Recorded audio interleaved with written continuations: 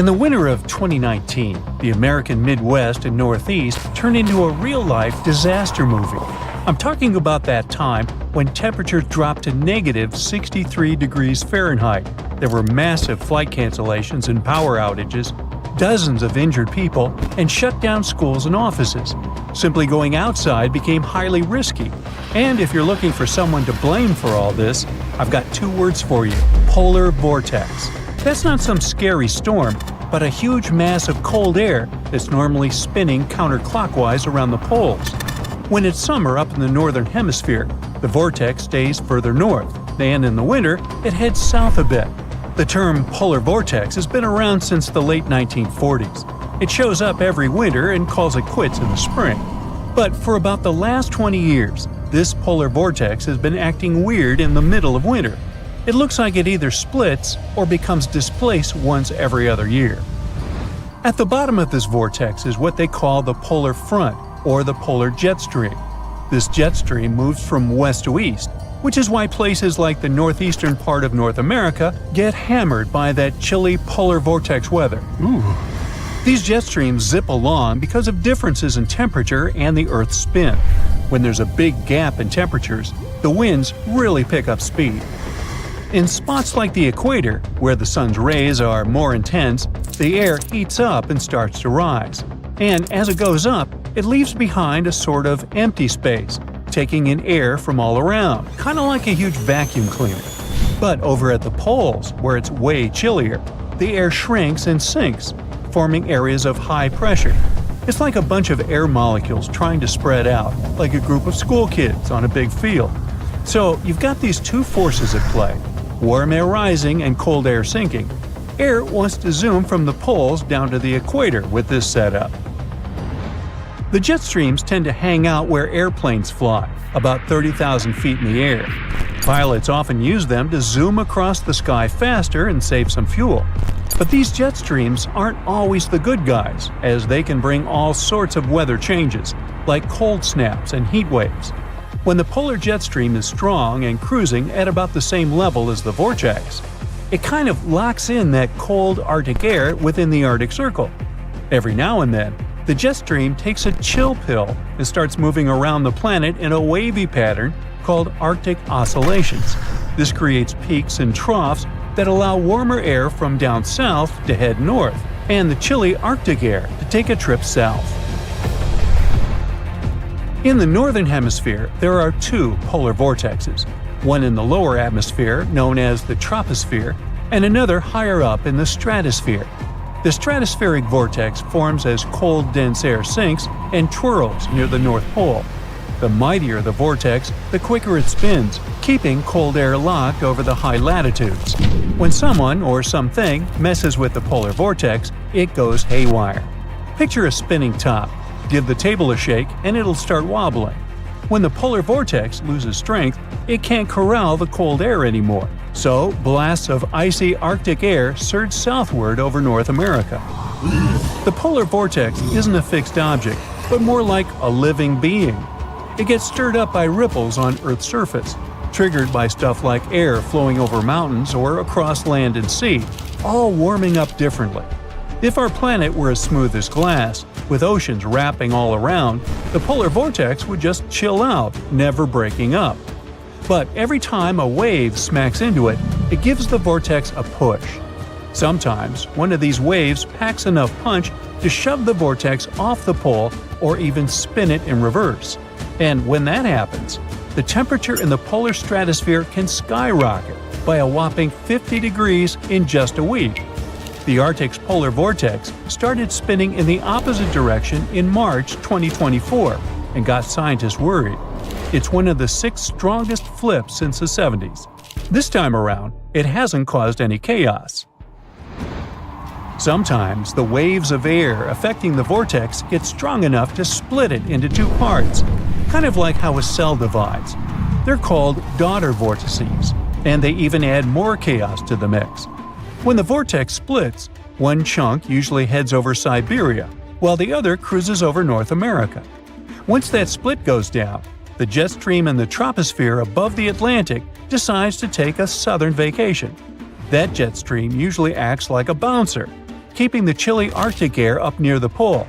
But when it heads south, that Arctic air gets a green light to crash the party in places like the East Coast, the Midwest, and even Western Europe. The storms that usually ride along with the jet stream follow along and head south too. They take their time to get organized and catch up with the new path of the jet. So, instead of hitting up Canada like they usually do, they swing by New York and Chicago for a change of scenery. Scientists still don't know why the polar vortex doesn't mess with the U.S. Pacific coast. It might have something to do with where the jet streams hang out in each basin. Over in the Atlantic, the jet stream kicks it at higher latitudes, while in the Pacific, it's chilling closer to the equator. It might also have to do with the landscape. In the Atlantic, the air has zipped over the Rocky Mountains, stirring up waves off tall peaks that mess with the jet stream. But in the Pacific, the jet stream is away from any big mountains that could cause trouble. The recent reversal of the polar vortex is unlikely to make the temperatures drop extremely, but scientists aren't sure what's going to happen to the polar jet stream in the future. They're concerned that the chilly polar air might make more trips down to the mid-latitudes and bring along more chilly spells in the long run. So it's better to be prepared. When the news tells you there's a huge winter storm coming and power outages are highly likely, fill your bathtub with water. If you have an electric water pump, it won't work and you'll run out of water soon. Gas stations also run on electricity, so fill your car tank before the storm hits to have some emergency gas. When the storm arrives and you're locked in, put on several layers of warm clothes, thermal wear, a warm shirt, a sweater, and insulated pants and woolen socks. Don't forget mittens so the heat doesn't escape through your hands. Hang dark blankets on your windows to draw in heat. Make sure your doors and windows are closed well, and put some towels under them to prevent drafts. Your basement is probably more insulated by the ground, so it could be a good place to spend the night. To warm up the cold winter bed in your home, fill a bottle with hot water and place it in your core region under the cover. The water will heat up your vital fluids traveling through your body, reaching all the extremities and warming you up in no time. You can also wrap your pajamas around the bottle before putting them on for an extra effect. When the power comes back on, check all your appliances and electronics before turning on the main power switch. They must be unplugged to avoid power surge damage. As you turn the water supply back on, keep the taps on the lowest level of your house closed to let the air out from the upper taps. Our planet has known terrible floods, powerful tornadoes, destructive hurricanes. Those dangerous natural disasters are familiar to us. Just picture this. Winds howling through the atmosphere at about 500 miles per hour, and they can stick around for weeks. These insane winds have the potential to damage the ozone layer, making our Earth a hostile place for life. It's not some wild Netflix dystopia. These are real-life hypercanes. A hypercane is a hypothetical extreme tropical cyclone the likes of which we've never known. To kick off a cyclone, the sea surface temps have to hit around 122 degrees Fahrenheit, basically hot enough to sear a rare steak. It's tough to imagine, especially since that's nearly 22 degrees hotter than the highest ocean temperature ever recorded. Yep, the hottest ocean water ever was recorded in Kuwait in July 2020. What could cause such a serious increase in temperature? A powerful comet or asteroid impact, an eruption of a supervolcano, or a large underwater eruption. There's even a theory that a series of hypercanes could have sped up the demise of non-avian dinos after the infamous asteroid impact. An important difference between a hypercane and any present-day hurricane is that a hypercane would rise as far as the upper stratosphere. That's up to 25 to 35 miles over the surface of our planet. Meanwhile, present-day hurricanes only go as high as the lower stratosphere, up to 6 miles above Earth. It would make a dramatic, catastrophic difference, but we'll talk more about it later. Hypercanes could gust to 600 miles per hour. For comparison, the most powerful recorded tropical cyclone in terms of maximum sustained winds was Hurricane Patricia. At its peak, it reached a speed of 215 miles per hour. This speed pales in comparison with that of a hypercane. Can you imagine how much destruction such a natural disaster could cause? Should they ever form, hypercanes will also have an enormous lifespan. They could rage for a couple of weeks, if not more. Extremely low pressure inside hypercanes would support massive storm systems the size of North America. At the same time, hypercanes could be as small as 15 miles across. Such relatively tiny formations would lose their strength in no time after wandering into colder waters. On the other hand, the waters after a hypercane could hypothetically remain hot for weeks, hot enough for more hypercanes to form. Since a hypercane would reach far up into the stratosphere, there would be a real chance it could damage Earth's ozone layer. And it would have devastating consequences for life on our planet. The ozone layer absorbs some of the harmful radiation from the sun, preventing it from reaching the planet's surface. Let's just hope to never see a hypercane in our lifetime. Another potential disaster that could seriously harm Earth could be the activity of our very own sun. I mean a massive solar flare. Few natural disasters can wreak as much global havoc. A solar flare wouldn't destroy buildings like a tsunami or earthquake. It wouldn't end lives in the same way an asteroid or a supervolcano would. But if the worst comes to the worst, it would destroy the entire electronic infrastructure of our planet. Recovering from the consequences of this catastrophe would cost trillions of dollars. An incredibly powerful solar flare could cause loads of infrastructures to fail, including communication, medicine, banking systems, and transportation. Earth would be left without electricity for a long time, and people wouldn't be able to reboot the already broken power grids. Water supply systems would be out of order. There would be no food in supermarkets. In 1859, people in different parts of the world woke up in the middle of the night because it was so light outside they thought it was already morning. The skies were illuminated with colorful auroras. They showed up even in the regions where no one had seen them before, like the Bahamas, Hawaii, or Jamaica. Telegraphs got electrically charged, even though they were disconnected. Fires started in many regions. In other words, the consequences were already catastrophic, even when technology barely existed. Imagine the avalanche of problems a solar flare could trigger today. Then there are gamma-ray bursts. You can't come across this kind of radiation in your everyday life. A gamma-ray burst occurs when two neutron stars collide when a massive star collapses. Gamma rays could turn into a serious danger to our home planet. If a gamma-ray burst happened close to Earth, it would likely rip our ozone layer away. And you already know how crucial this layer is. Plus, gamma rays could create ground ozone. This kind of ozone could seep into the ocean since it's water-soluble, and that would lead to a mass extinction of marine life and plants.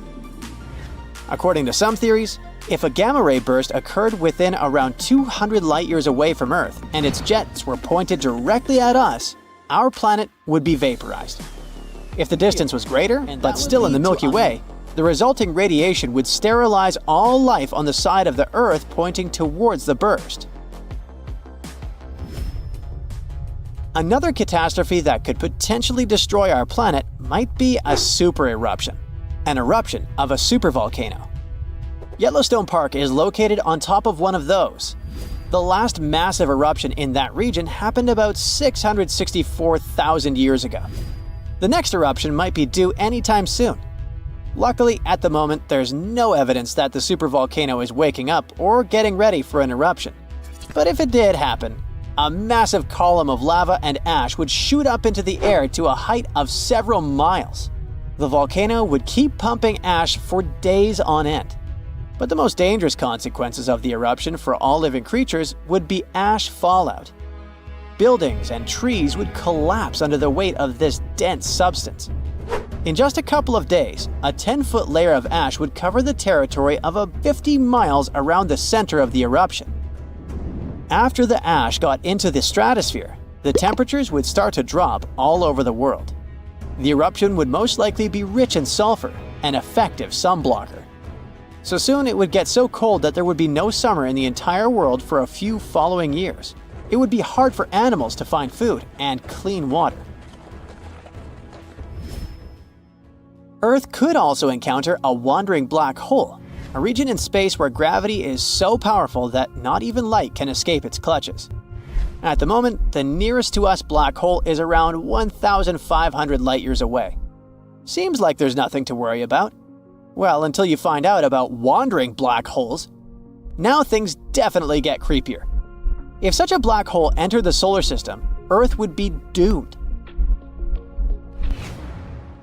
Recently, for the first time ever, astronomers have found a solitary wandering black hole in our home galaxy.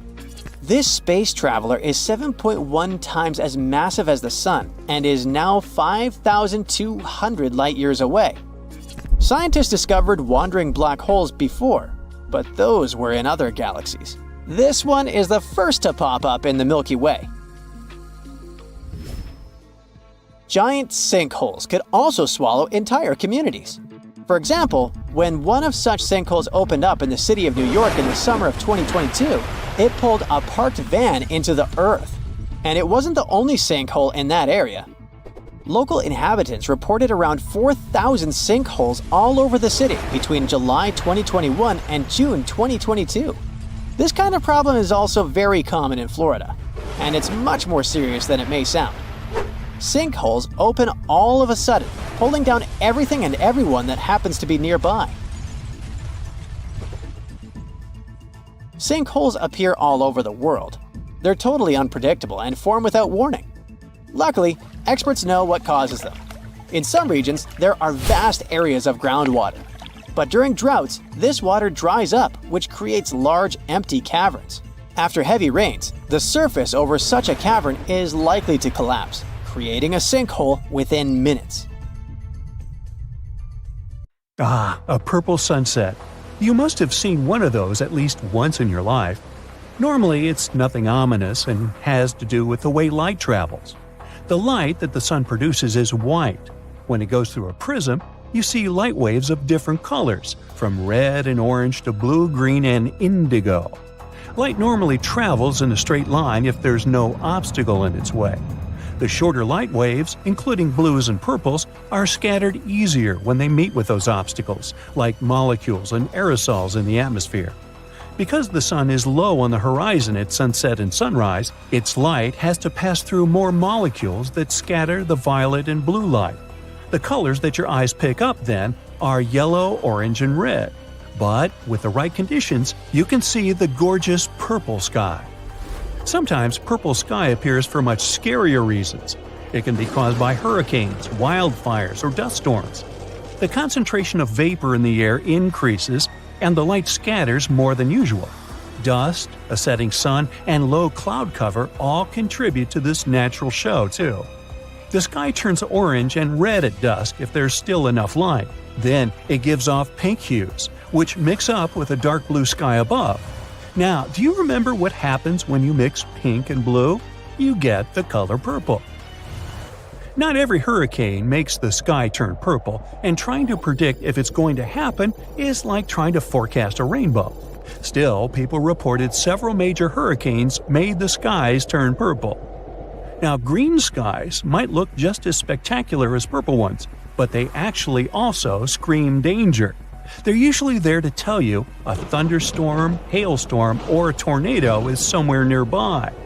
The unique color is a result of yellow sun rays getting mixed with the blue light coming from storm clouds. So you're enjoying a nice day by the ocean with a fresh breeze in your hair, when suddenly you notice the water starts retreating from the beach at a huge speed. This is a sign for you to start running as fast and far away from the beach as you can. This most likely means that a tsunami is on the way. A quick reaction maximizes your chances of survival. Now, if you notice the sea level is rising, but it doesn't seem too extreme, it could be another sign of an approaching tsunami. It happens in 40% of cases, and the incoming water is the first tsunami wave. The next one, way larger and more dangerous, usually follows in about 10 minutes. Another thing about tsunamis is that they like to arrive with some loud sounds. People describe them as thunder, the sound of a locomotive, a helicopter, or just a loud boom. Do you see a channel of choppy water on the beach? It's in your best interest to stay away from the water. There might be a rip current under the surface that can be extremely dangerous. Sometimes waves hit the shore in a weird way, which forms these rip currents. You might see a strange break in the waves, or an area with a different color than the rest of the water.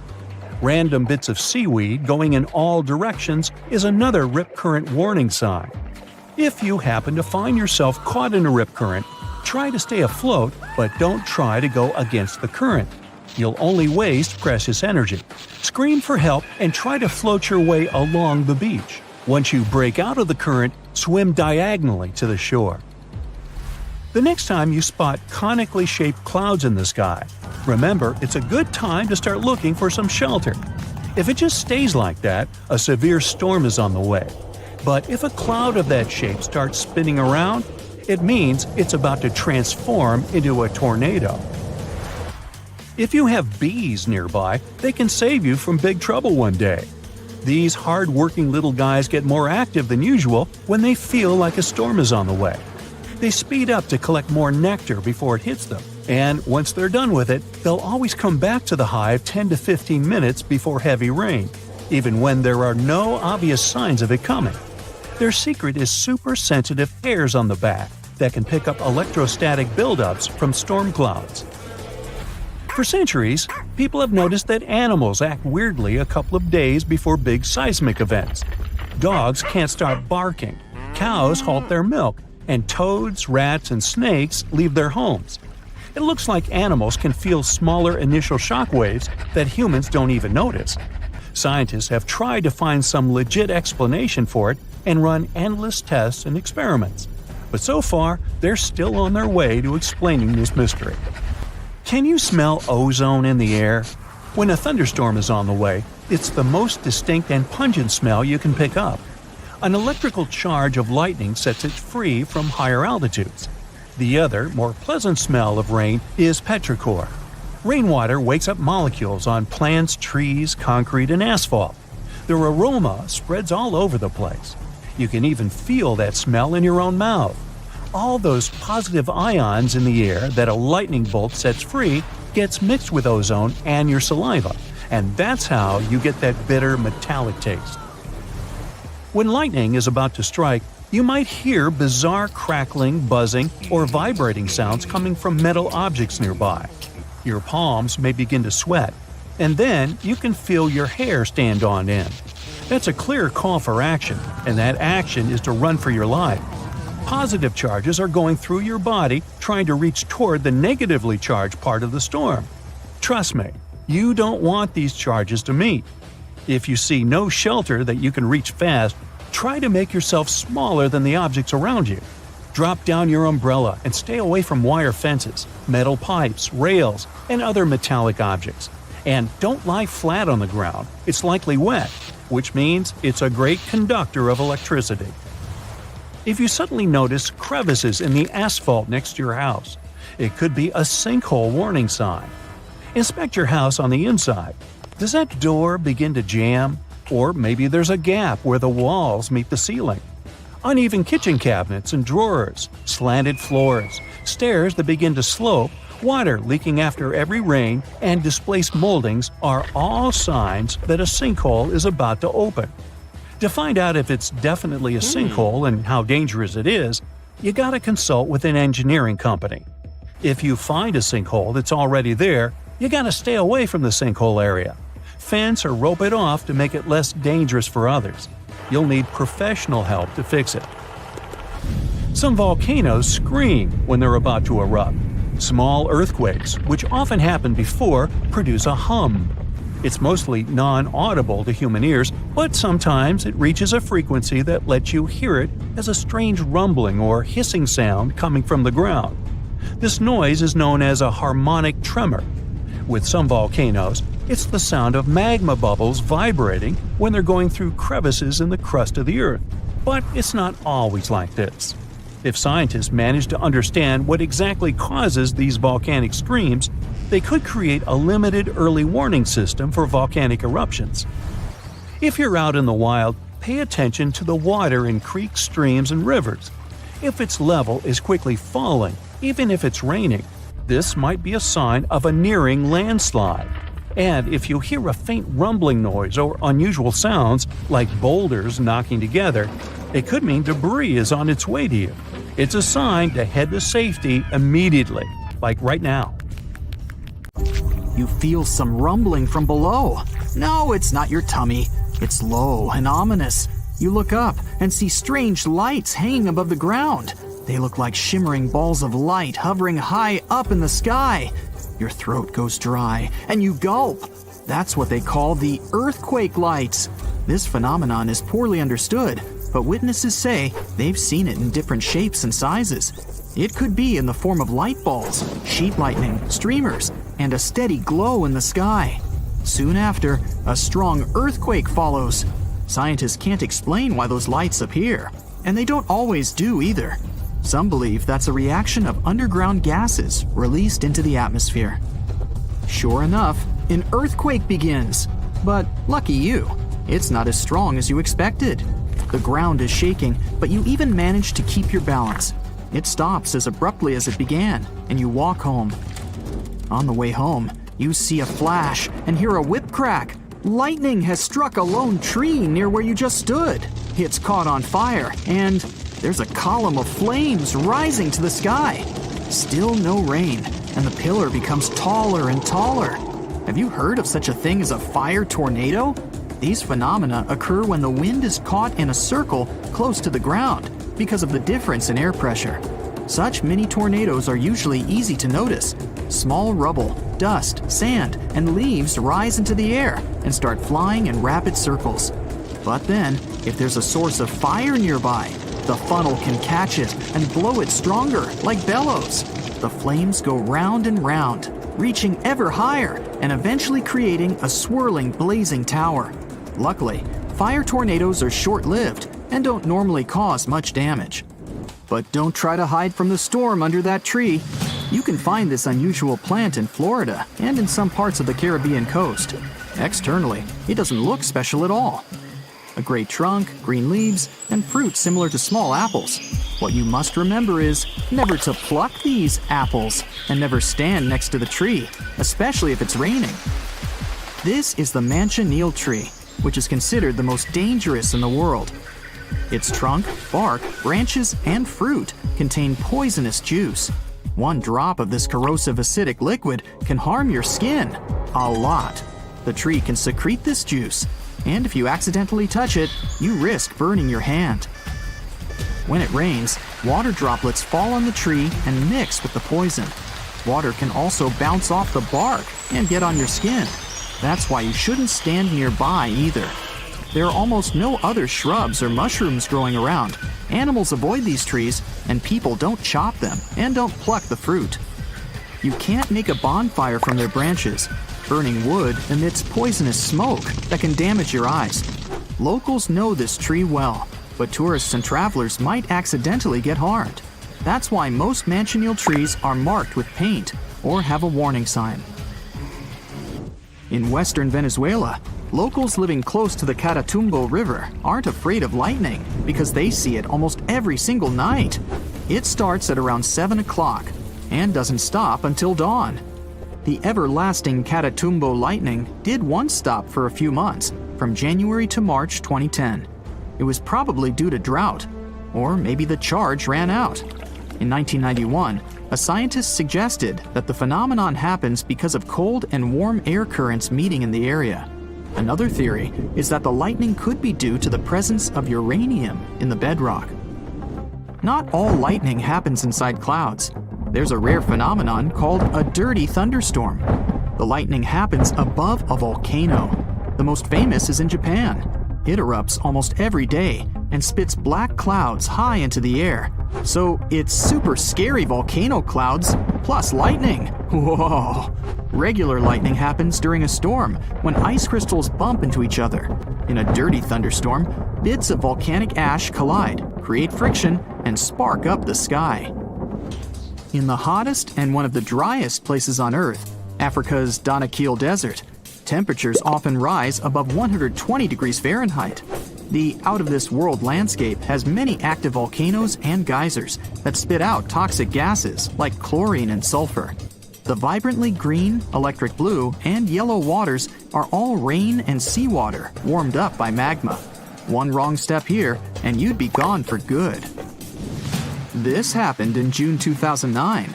People in certain areas in Japan left their homes after a heavy downpour, only to find fish, frogs, and tadpoles everywhere. Fields, roads, lawns, and rooftops were littered with these aquatic creatures. One man was shocked to see 13 carp on and around his truck. Apparently, he stopped to count them.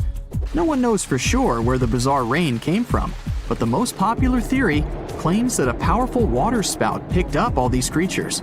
Then it carried them through the upper atmosphere and dropped the animals on the unsuspecting people below. And now, welcome to Abraham Lake in Canada. It's completely frozen. You step onto the transparent ice and look down at what lies beneath. No fish, just some mysterious frozen bubbles. They look like small clouds frozen in ice, or jellyfish who forgot to pack a winter jacket. There are thousands of these little bubbles made up of methane. But don't try to dig a hole in the ice to touch it. Methane is highly flammable. It's created by methane-producing bacteria that eats leaves, grass, insects, or any other organic stuff that gets into the lake. When the methane touches the frozen water, it turns into tens of thousands of frozen little balls. When the ice melts, they burst open and sizzle. Similar lakes can be found near some shores of the Arctic Ocean. There, the size of the bubbles can reach several times the size of hot air balloons. Beautiful for sure, but not exactly safe. The next shocking lake is in Indonesia, the island of Java. You come to a majestic volcano, overgrown with grass and trees. The volcano seems to be asleep, but smoke is pouring out of it. You climb to the summit. Exhausted, tired, sweaty, you're ready to cool off. Nice work, you made it to the top. You look into the mouth of the volcano.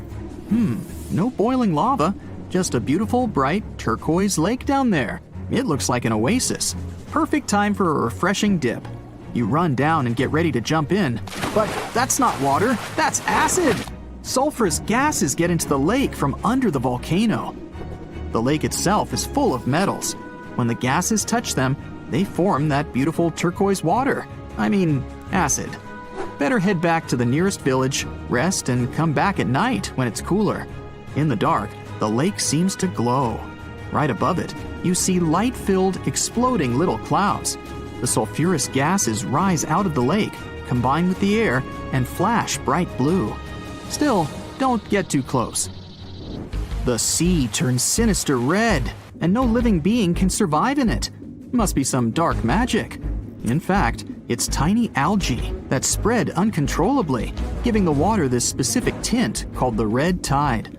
They have toxins that destroy sea mammals, birds, and turtles, as well as creatures that feed on them. For humans, contact with it ends in breathing problems or seafood poisoning. Sometimes even huge ships sink in the open seas for no visible reason. That reason is often the pockets of bubbles that underwater volcanoes produce even while they're sleeping. Those productive magma factories are hidden under 8,500 feet of water. When they wake up, they act just like land volcanoes, and they can cause destructive tsunamis. This tree looks like a bottle. No wonder it's called the bottle tree. It grows in Namibia and attracts many tourists. But don't get too close to the tree because it's one of the most dangerous on Earth. Milky juice flows inside the trunk. It's highly toxic to the human body. On the bright side though, the trees have beautiful pink-white leaves with a red core. There's a tree growing in Western Australia that was once used as a prison. A cell for criminals existed inside the Boab prison tree for a long time. People were usually kept there temporarily, just for one night. After that, they were taken to their final destination. The prison was built more than 1,500 years ago and has been perfectly preserved to this day. Tourists visiting this place can sneak a peek inside. When we think of active volcanoes, one region comes to mind: the Ring of Fire in the Pacific Ocean. 3/4 of Earth's volcanoes sit within this belt. Compare the area to Australia, which doesn't have any volcanic activity. The old continent of Europe is also calm, or at least we like to think so. Can you guess what the most active volcano in Europe is? If you thought of Mount Etna on the island of Sicily in Italy, you were right. The volcano has erupted about 200 times and has been far from sleeping in recent decades. The last time this happened was in August 2023. The highest mountain in the Mediterranean is 500 million years old. But in Iceland, there is a much younger volcano. It sprang into action on the 10th of July 2023. In the afternoon, 3 fissures appeared in the ground on a peninsula in the southwest of the island. This was at a base of a small mountain peak. Its name means Little Ram in the local language. The volcano spewed molten lava high into the air. There were also gas plumes in the area. But the scientific community wasn't surprised by the event. They already knew about the volcanic area that stretches between the cities of Reykjavik and Keflavik. Its name is hard to pronounce. Hey, I want to buy a vowel. It had already erupted during the previous 2 summers. This activity came after 8 centuries of dormancy. In the days leading up to the latest eruption, seismologists, the scientists who study earthquakes, recorded over 12,000 tremors. When the ground opened up in July, the fissures were over 1.5 miles long. The following morning, 2 of them closed. All the lava was now coming out of the last fissure. It grew into an elongated cone, the simplest shape of volcano we are all familiar with. The lava soon filled a large crater. It grew almost 100 feet tall during the first week, and it is still growing. On the night when the eruption started, lava spread out in all directions. Its cinders set ablaze the dry moss in the vicinity. Local authorities closed off the surrounding area. There were toxic gases from the volcanoes and smoke from the burning moss. Firefighters flocked to the area. After a week, they proclaimed the area safe. Visitors soon came to witness the birth of Europe's youngest volcano. This form of tourism is quite developed in Iceland. People come from all over the world to watch active volcanoes. The land of fire and ice is home to more than 130 volcanoes. Some 30 of them are active. Now, I know what you're thinking right now. Is volcano tourism safe? In Iceland, it is. The country's authorities research and constantly monitor all of the hotspots. The island is dotted with several dozen seismic stations. These help researchers accurately predict future eruptions, and emergency services are accustomed to these sorts of events. They can quickly cordon off danger zones. This is what happened in 2010. A volcano in the south of the island, the name of which everyone struggled to pronounce, erupted. It spewed out a plume of steam and ash that was 7 miles high.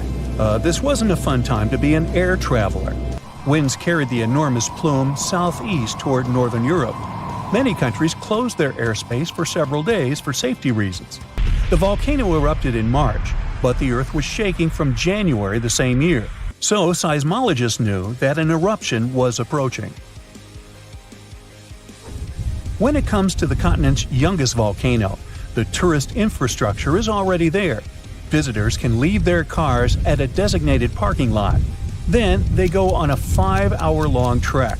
This leads to a viewing deck. Tourists are so close to the epicenter that they can feel the heat haze from the crater. The sight is the most impressive at nighttime. Safety is never a concern. Scientists regularly chart out hazard maps that outline the borders of lava fields. This way, visitors who stick by the rules are never in harm's way. More than a week after the eruption started, a section of the crater collapsed. Lava flowed downhill west of the volcano. This majestic smoldering hot river is slow-moving lava. Scientists categorize it as an AA type. The term is Hawaiian. It describes basaltic lava that has a rough and brittle surface. The flow is composed of broken lava blocks that are called clinkers. They fall off as the substance flows. This reveals red-hot areas. The cooler sections of lava are gray and black in color. When it moves forward, it produces a distinctive sound like shattering glass. Nearly a month after the eruption of the new volcano, we got aerial footage of an interesting phenomenon. A tornado formed directly over the lava flow. This occurs due to the high temperatures in the area. When the conditions are right, a column of heated air can easily turn into a mini tornado. Scientists observed a similar event happen during the 2018 eruption of Mount Kilauea in Hawaii.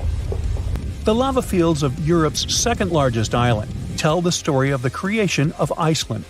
It sits above the place where the North American and Eurasian plates meet each other. Tectonic plates are huge, rocky chunks of Earth's most outer layer.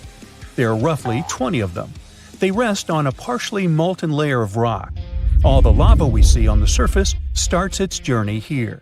You could say that these plates float on molten rock. Their boundaries are unstable, so when two plates grind past each other, they release tremendous amounts of energy. The formation of volcanoes is one result. These are places where the molten rock travels upward to the surface. Iceland began to form some 60 million years ago. The tectonic plates under the ocean drifted apart. Enough lava piled up on the surface to create solid ground. This ancient rock is under the waves today. As new lava reaches the surface and cools down, it pushes the old rock away from the center of the island. That's why the oldest parts of Iceland aren't 60, but only 16 million years old. The country's active lava fields are young in geological terms. Some of them are under 1,000 years old. Scientists consider the island a hot spot for volcanoes, pun intended.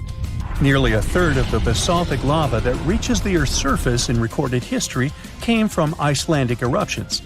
Fissure swarms, like the ones before the 2023 eruption, cover 30% of the Nordic country. For this reason, only a quarter of the island is inhabited. Norse Vikings were the first people to settle in Iceland at the beginning of the 10th century. Nature threw them a loud welcoming party. Just a few years after their arrival, they witnessed one of the greatest volcanic eruptions in history. Vikings came from a region without volcanoes, so they had no clue as to what was going on. Today, Icelanders are used to such events. This is good because their homeland is entering a new era of volcanic activity. Volcanologists suspect that recent events are an introduction to decades of more frequent eruptions. The peninsula that is home to Earth's youngest volcano is just 17 miles southwest of Iceland's capital city. It's been dormant for a long time. Present-day eruptions there are a reminder that the natural processes that created Iceland are still ongoing. Recently, scientists discovered that there's a historical link between volcanic eruptions in the north of Europe and glaciers. Our planet went through at least 5 major ice ages. These were exceptionally lengthy periods when the average temperature on Earth dropped. The result was the expansion of ice sheets across northern Europe and North America. The last ice age ended some 10,000 years ago.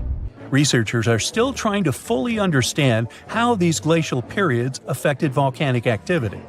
They suspect that the sheer weight of all that ice disrupts the flow of magma underground. When glaciers retreat, the pressure is lifted. This makes it easier for lava to flow upward to the surface where it bursts.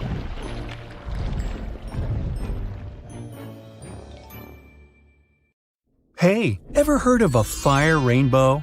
Yeah, me neither. How about a circumhorizontal arc? Didn't think so, but just so you know, they're one and the same thing. At first glance, it looks like a painting, or like a rainbow-colored splash in the sky. Despite the name, they have nothing in common with either fire or rain. This phenomenon happens on rare occasions when the sun shines through a particular type of ice cloud formation. The rainbow halos are just as unique. Again, a specific type of ice crystals in clouds needs to be present for the surface of the Earth to bend light from the sun into a perfect ring. The same thing can happen with moonlight. The only difference will be that moon halos are usually white and sun halos can be rainbow-colored. When visiting regions with high altitudes, you may be one of the lucky people to stumble upon penitentes. They're basically naturally formed ice spikes. For them to be formed, they need a really cold and elevated environment where the air is dry. The sunlight turns ice directly into vapor rather than melting it into water. And that's why these blades of snow and ice start to pop up on the surface of the Earth. As cute as they may be, they can end up as tall as 15 feet. Now, what happens when small individual droplets of lava meet the wind? Pele's hair, basically. Let me explain. The word Pele comes from an ancient Hawaiian symbol for volcanoes. Whenever the wind picks up little drops of lava, it stretches them into hair-like strands, similar to the process of glass wire creation. These delicate strands can stretch as far as 6 feet. On rare occasions, it can rain without any clouds. But does it really? Let's look at the science behind this rare phenomenon. It's sometimes called a sun shower, just because it looks like the rain is falling straight from the sun. Let's be clear though, there is no way rain can ever come down directly from a star. Rain clouds are at a bit of a distance from that specific location. With sun rays being angled, the clouds become out of sight.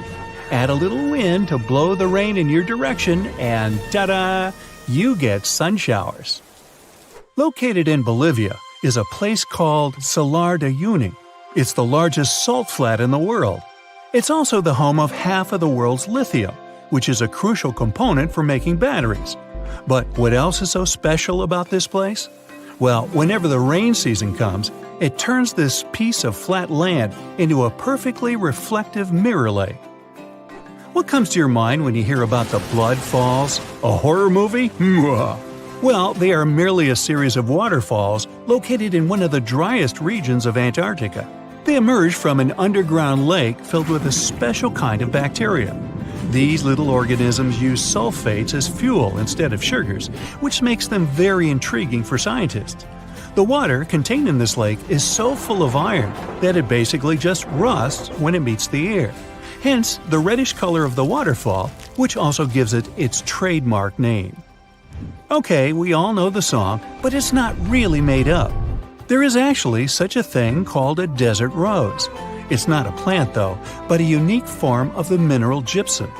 It develops in dry sandy places that can occasionally flood. This constant switching between a wet and dry environment lets the gypsum crystals emerge between grains of sand, trapping them and forming a rose-like shape. Ever heard of the Eye of Sahara? Scientists are still trying to figure out how it was formed. You can only see it if you fly above it, but it's basically a naturally formed dome that dates back to approximately 100 million years ago. And no, I wasn't around then. It has a rough diameter of 25 miles and consists of a bunch of concentric rings. The biggest one, or the central area, measures about 19 miles in diameter. Astronauts were some of the first people to notice it, and it's been studied ever since. In fact, even to this day, when landing in Florida, they know they're almost home when they see the Eye of Sahara. One of the most beautifully colored trees in the world is located in the Philippines and Indonesia. It's called the rainbow eucalyptus. It got its name because of its bark that switches colors and peels away as the tree ages. The bright green bark is the youngest, as it contains a substance called chlorophyll, usually found in leaves. It then switches to purple and then to the color red. And finally, it turns brown as it grows and loses the chlorophyll. Now, don't be tricked into thinking that's a whole forest. It's one single tree. And no, it's not some sort of optical illusion either. Let me explain. Underneath that soil, there is a complex network of roots that connects around 47,000 tree-like shapes you see above the ground. It's called the quaking aspen. Some of these trees are among the oldest and largest organisms in the world. Now, here's a good destination for all travelers, or maybe not so good after all. The most lightning-stricken area in the world, according to recent data released by NASA, is Lake Maracaibo in Venezuela. Out of all the days in a year, 300 of them feature thunderstorms in this location. What makes this area so unique, though, that storms happen so often? Well, it's because where cool mountain air meets the warm, moist breeze and generates electricity over the lake. The Eternal Flame Falls are located in upstate New York, near the Canadian border. In this region, there is a tiny waterfall with a big secret, a spark about 8 inches tall. Turns out there's a natural gas seep that provides fuel to the flame behind the waterfall. The waterfall provides enough coverage so that it stays lit pretty much every time. Hikers do enjoy to relight it if they see that it's been blown out. This phenomenon is actually quite common. But this one gained more popularity because it is younger than most. And it looks very good in pictures, let's be honest. I've heard of yellow sand, white sand, and even black sand here or there. But I've never heard of green beaches until now. Papacolia, also known as Green Sand Beach, is located in Hawaii and is one of the few beaches in the world that features green sand. The unique coloring comes from olivine rock that was formed when a nearby volcano erupted. Actually, in Hawaii, all the volcanoes are nearby. Move over green sands because some of the other beaches around the world can even glow at night, and it's completely natural. The culprit? A little thing called photoplankton, or microalgae as they're sometimes called. They're basically little plants that contain chlorophyll and need sunlight in order to live and grow. Most photoplankton kinds are able to float in the upper part of the ocean, where the sunlight can still reach them beneath the water. When the photoplankton gets agitated by the movement of waves and currents, they emit light, which looks like some glow during the night. These special microorganisms are found on beaches in a lot of places around the world, such as the Maldives, Puerto Rico, and the Everglades. At the base of a mountain located just outside of Afton, Wyoming, is a little river called the Intermittent Spring. There are only 3 of this kind in the whole world, but what makes this little string of water so mysterious? Well, the fact that it starts and stops every few minutes. Scientists have yet to pinpoint precisely why this happens. They speculate that it's basically just a siphon effect that happens deep within the ground that causes the river to just start and stop so often. Should you ever be interested in checking it out, be sure to do so in the late summer, as that's when the intermittent spring is most active. Do you see the irony here? You can only see the spring in the summer? Okay, I'm done. Whoa! Earth's surface is shaking. Long cracks split the ground open. Lava rivers are rapidly flowing down the slopes. Deafening noise is filling the air. Rocks and other debris are flying high up. Clouds of volcanic gas and ash cover the sky. Now, this is not a plot of a blockbuster disaster movie. It's what happens when supervolcanoes decide to erupt. But this is likely not the scenario that will take place when the world's largest volcano, Mauna Loa, decides to finish its long, long nap. In 2021, scientists were sure it would happen soon, but so far, nothing. The volcano's seismicity keeps increasing and then going back to normal. But you never know when this giant will finally come back to life. That's why experts have been monitoring geological activity on Hawaii's largest island for quite some time. The Big Island of Hawaii is made up of 5 volcanoes, including the most active on the planet, Kilauea, and the largest, Mauna Loa. This gigantic thing makes up almost half the landmass of the island. And what lava Kilauea emits in one day, Mauna Loa could spew out within 20 minutes. That's what it did in 1984. While Mauna Loa's smaller sibling has been throwing tantrums for a while, the giant has been slumbering ever since its last eruption. But very recently, the Hawaii Volcano Observatory has recorded more than 200 mini-earthquakes below Mauna Loa. It likely means an increased flow of magma down there. Good morning! The volcano might be waking up. Or not. If Mauna Loa did suddenly erupt, lava flows could reach the ocean and the most populated and touristy places, like Captain Cook, very, very quickly, in a matter of hours. In 1984, the last time the volcano erupted, lava got as far as the outskirts of Hilo on the other side of the island. That's where a campus of the University of Hawaii is found. Luckily, people had a few weeks' warning to get ready for the disaster. These days, locals have special go bags ready with the most important stuff, including documents and money. Such precautions can come in handy in case of an emergency evacuation. Even though most Mauna Loa eruptions have so far only affected the summit area, several of them sent lava all the way down to the ocean. And you never know how powerful the next eruption will be. Now, what is the highest mountain on Earth? Mount Everest, you say? Well, it depends. From seafloor to the summit, Mauna Loa is 1,000 feet taller than the famous Himalayan peak. The volcano is so big, it makes the Pacific plate it's sitting on literally slump under its weight.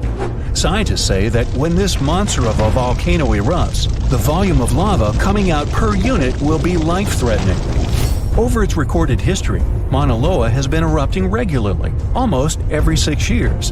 And even though the last eruption of the volcano occurred about 40 years ago, scientists are certain it'll happen again. Now, remember the scene I showed you at the beginning? Well, you can relax. It's not likely to happen with Mauna Loa. The thing is, big island volcanoes, including Mauna Loa, aren't very volatile. That's because they're shield volcanoes. These volcanoes got such a name because they aren't really very high and resemble a warrior's shield placed flat on the ground. Shield volcanoes get formed by very fluid lava. It travels farther and forms much thinner flows than lava erupted from a stratovolcano, which is conically shaped and tall, like the infamous Krakatoa in Indonesia. So if, or should I say when, Mauna Loa erupts, there probably won't be ash clouds and tons of debris. The most dangerous thing will be lava.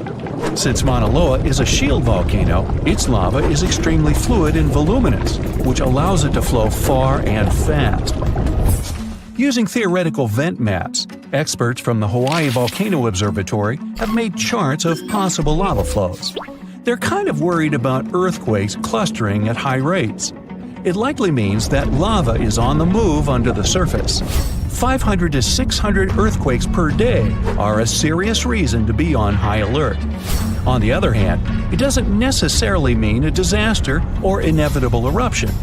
Around a decade ago, several earthquakes that happened at the same time signaled that something was happening under Mauna Loa. But an eruption didn't occur. Instead, half the volcano shifted a bit to the south. This way, it probably gave more room to magma, so that it had enough space to stay beneath the surface. Now, let's get back to the catastrophic eruption we saw at the beginning of the video. That's what often happens when a supervolcano erupts. Those are volcanoes that have at least once had an eruption with a volcanic explosivity index of 8, which is the largest recorded number on the index. Supervolcanoes are often extremely large, with no cone at all. That's because they're typically the remains of gigantic magma chambers that once flared up, leaving behind a caldera. They're usually found over hot spots. Supervolcanoes can produce super eruptions, and when they do, they blow more than 240 cubic miles of ash, molten rock, and hot gases up into the air. In other words, 4 super eruptions could fill the Grand Canyon to the brim. Supervolcanoes get formed when gigantic volumes of scorching hot magma are trying to escape from deep underground. This magma rises close to the surface but can't break through Earth's crust. That's why a huge pressurized pool of bubbling magma gathers at a depth of only several miles. The pressure keeps growing because more magma is trying to get to the surface, until, bam, a super eruption occurs. The most recent super eruption happened in New Zealand. Well, when I say recent, I mean around 26,500 years ago. Nah, I wasn't around then. That's when a supervolcano beneath the surface of Lake Tahoe spewed into the air more than 300 cubic miles of ash and pumice. Imagine 500,000 Great Pyramids of Giza flying up at the same time. That's how incredibly powerful that eruption was. But the most exciting and confusing thing about the eruption was that the Tahoe volcano simply didn't go off like many others. At first, everything was going as usual. More than 200 square miles of magma had built up under the surface, and the pressure was getting higher and higher. But after the rock cracked and the first part of lava rushed out of the crater, something went wrong, and the supervolcano took a break. Only several months later, the disastrous eruption shook the ground, and thousands of tons of lava, rocks, and ash flew high into the atmosphere. But the age of supervolcanoes isn't over. The most infamous of them all is probably the one in Yellowstone National Park. This giant handles at least 3 mega-powerful eruptions, and who knows how many smaller ones. If this monster erupted anywhere as strongly as it did 2.1 million years ago, it would spit out more than 588 cubic miles of red-hot material. You can probably picture it more vividly if I tell you that this volume is comparable to 65 million Capitol rotundas in Washington, D.C. piled together. Wow. Anyway, scientists are sure that Yellowstone doesn't present any danger these days. For an eruption to happen, magma inside must be at least 50% molten. With the Yellowstone caldera, this number is just 5 to 15%. But of course, Yellowstone isn't the only supervolcano on our planet. There's also New Zealand's Tabo you already know about, Japan's Caldera, California's Long Valley, Indonesia's Toba. Any of them can one day produce a super eruption. There are also several so-called supervolcanoes that haven't lived up to this name yet because they've never produced anything like a super eruption. For example, in 1883, Indonesian volcano Krakatoa went off. The power of the eruption tore the volcano's walls open, and cold seawater rushed into its molten insides. The difference in temperature made the volcano blow up with a deafening boom. It was clearly heard 2,000 miles away in Australia. It earned the blast the title of the loudest sound in history. But even though the consequences of this event were truly catastrophic, it still turned out not powerful enough to be called a super eruption. Back in the day, from 774 to 775, Earth got hit with a mega blast of radiation. This crazy burst of energy left its mark. 3 rings from that year show way too high levels of radioactive stuff. But what exactly caused it? Scientists are inclined to think that the reason was a solar flare. Some folks think maybe a massive supernova caused the radiation blast. But astronomer Phil Plait says that if that had been the case, it would have had to be less than 1,000 light years away and would have been crazy bright. But there's no record of that happening. No bright, shiny Death Star in sight. After looking at the radioactive carbon and beryllium in tree rings, scientists ruled out a bunch of other possibilities. At first, they considered that it was a smash-up between neutron stars or a neutron star and a black hole. These types of crashes produce a super quick blast of gamma rays without any light show, which lines up best with the evidence. But these kinds of collisions are super rare. Plait thinks it's kinda unlikely that this is the answer. He figures we should only see one of these events in our galaxy about once every million years. So having one just 1,200 years ago seems pretty wild. Scientists are seriously worried about these rare events. If one happened closer to Earth, it could seriously mess up life on our planet. Even if it was thousands of light years away, a similar event today could cause chaos with all the fancy electronic systems we've come to rely on.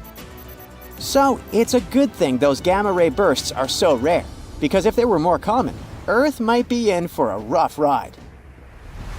You may think that if our planet could withstand mega radiation blasts, it can easily withstand something less frightening. Let's say grasshoppers. Sorry to say that, but it's not exactly true. Back in 1874, during a hot summer in Kansas, things took a strange turn. Grasshoppers, or should I say locusts, invaded the Great Plains like nobody's business. They came down like a storm, blanketing houses, trees, and even poor trains passing by. These bugs were on a mission to cause chaos. Farmers had to scramble to protect their wells and just about anything else worth saving. Locusts landed everywhere, wreaking havoc on everything in sight. Even poor sheep lost their wool.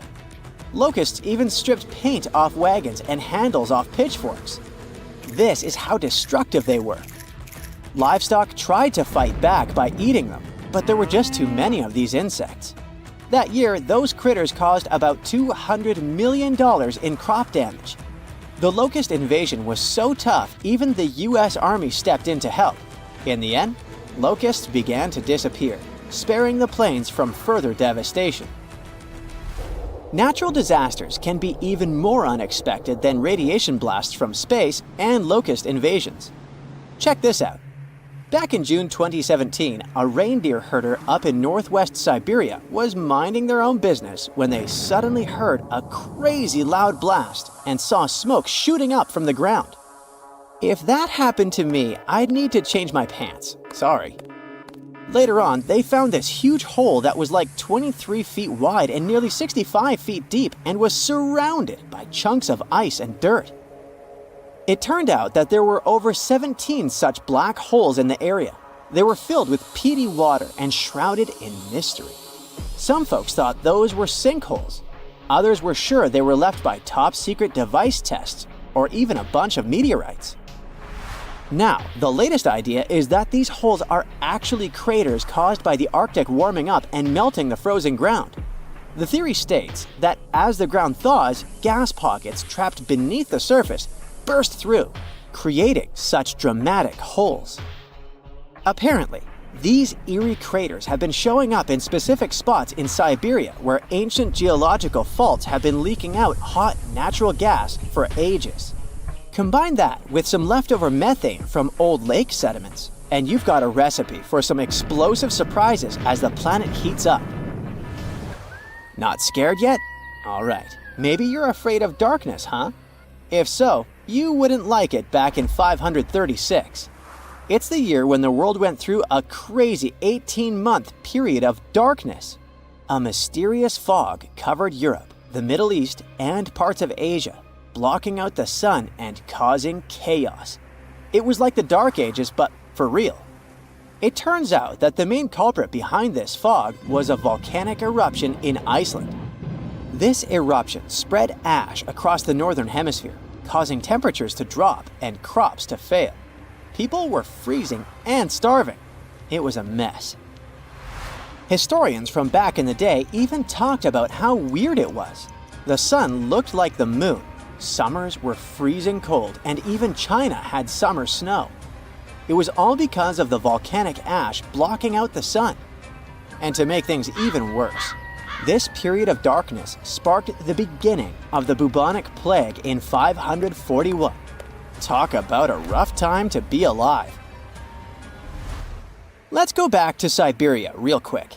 Back in 1908, way out in the wilds of Siberia, an asteroid dropped for an unexpected visit. Today, we know it as the Tunguska asteroid, but it didn't get its name instantly. Local folks only caught a glimpse of the show. A bright fireball streaking across the sky, followed by a massive boom. Trees went flying, fires blazed, and animals weren't too happy about it either. But since the area was so remote, not many folks took notice. For almost 2 decades, nobody bothered to check out the Tunguska site.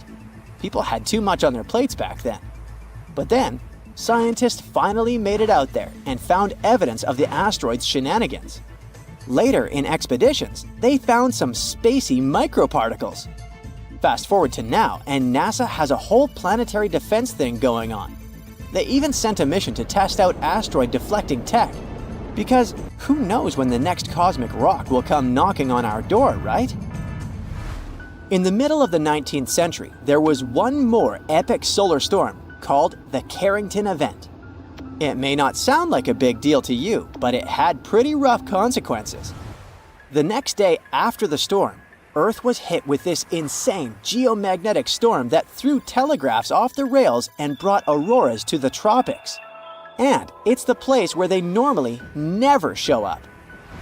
Turns out, all this space weather madness started with weird stuff happening on the sun's surface, like sunspots. From these spots, solar flares and other crazy electromagnetic stuff can pop out and mess with our technology. Massive solar storms like this one can shoot out from the sun at speeds of up to 1,800 miles per second. They can contain billions of tons of solar material, complete with a sassy little magnetic field that loves to mess with Earth's magnetic field when they meet. Now, listen closely. We're getting close to the next solar maximum in 2025, so it's a good time to check out the history of the worst solar storms, like the Carrington Event, and take notice. Imagine if a similar storm hit today. An internet apocalypse, anyone? Businesses would be sent offline and we'd be facing some serious damages. Luckily, these mega solar storms don't happen very often. But hey, space weather is tricky to predict, so who knows when the next one will hit? So the Sahara Desert is so big that it covers 8% of the world's territory. It's bigger than the USA or China. Surprisingly, the Sahara is not the largest desert in the world. It is the 3rd largest. behind Antarctica and the Arctic. But it is definitely the hottest one. Temperatures there reach 136 degrees Fahrenheit. This place has some of the most incredible sand dunes you've ever seen, towering up to 1,476 feet. But here's the kicker. There's a real risk that these dunes might continue to spread until they cover the entire world. Surprisingly, the influence of the Sahara Desert extends far beyond its borders. Its dust, carried by powerful winds, makes its way to the UK and across the European continent, particularly in winter. This dust settling on the ground where it rains is a familiar sight to those in the UK, often leaving a red residue on cars. This connection between the Sahara, England, and Europe serves as a stark reminder of the global reach of environmental phenomena. You might think this is not a big deal, but it could turn Europe into a desert, leaving its soil infertile and Europeans with no food. Soil is a fundamental aspect of human existence, just as crucial as clean water and air. Without it, we're left with nothing but a bleak and barren landscape. The Sahara Desert has already made its jump across the Mediterranean Sea, which is concerning and could change the landscape forever. 1/5 of Spain has already turned into a desert. The next victim is Italy, which also faces the problem of desertification. In fact, almost all European countries have the same issue. According to an expert, the land that has not changed for nearly 2,000 years will become mostly rock, and people living on this land will be gone. 60% of the soil in Moldova is gone, and the problem has expanded beyond the Black Sea. It has reached China and Mongolia, thousands of miles away from the Sahara Desert. All of this causes losses of $4 billion a year. The threat is so significant that even the UN has gathered the necessary resources to solve the problem as soon as possible. Italy is sending help to Africa to stop the Sahara Desert from expanding. If this process does not stop in the next 10 years, millions will be forced to leave their homes. The Sahara Desert is growing for approximately 30 miles per decade. You do the math and see how long it will take to cover Europe. Since 1920, the Sahara has expanded by around 10%. But not all hope is lost because more than 172 countries have joined to put a stop to the desertification of the world. The World Food Program is a project that aims to help bring back green land that was once present in the Sahara. When they told people who called the Sahara home what they were about to do, the latter basically laughed in their faces and said it was impossible. But when you have a specific goal in mind, the impossible becomes possible. If we traveled back around 5,000 years into the past, we would see a beautiful forest with lush green trees and grass. Africa's climate has been changing for 21,000 years, from fantastic greenery to uninhabitable deserts. This has to do with Earth's rotation and the monsoons that bring water to this dry continent. But with the help of scientists and some clever tricks, we can bring the greenery back and stop the Sahara in its tracks. The Senegal River serves as a border between the Sahara Desert, Senegal City, and Mauritania. When you look at this area from space, you'll see how the desert is expanding to Senegal because the vegetation along the riverbank is almost non-existent. Forests can serve as a barrier, stopping the sand from getting blown away and the desert from expanding. An effort to create a great green wall is being made, and how they do it is actually quite impressive. Nothing has been growing in the currently restored area for more than 40 years, making locals find other places to call home. People were thrilled when they saw that the land could be restored. They're very committed and learn to work with the soil and grow food. At the same moment, more than 30,000 hectares have been restored and transformed into lush greenery.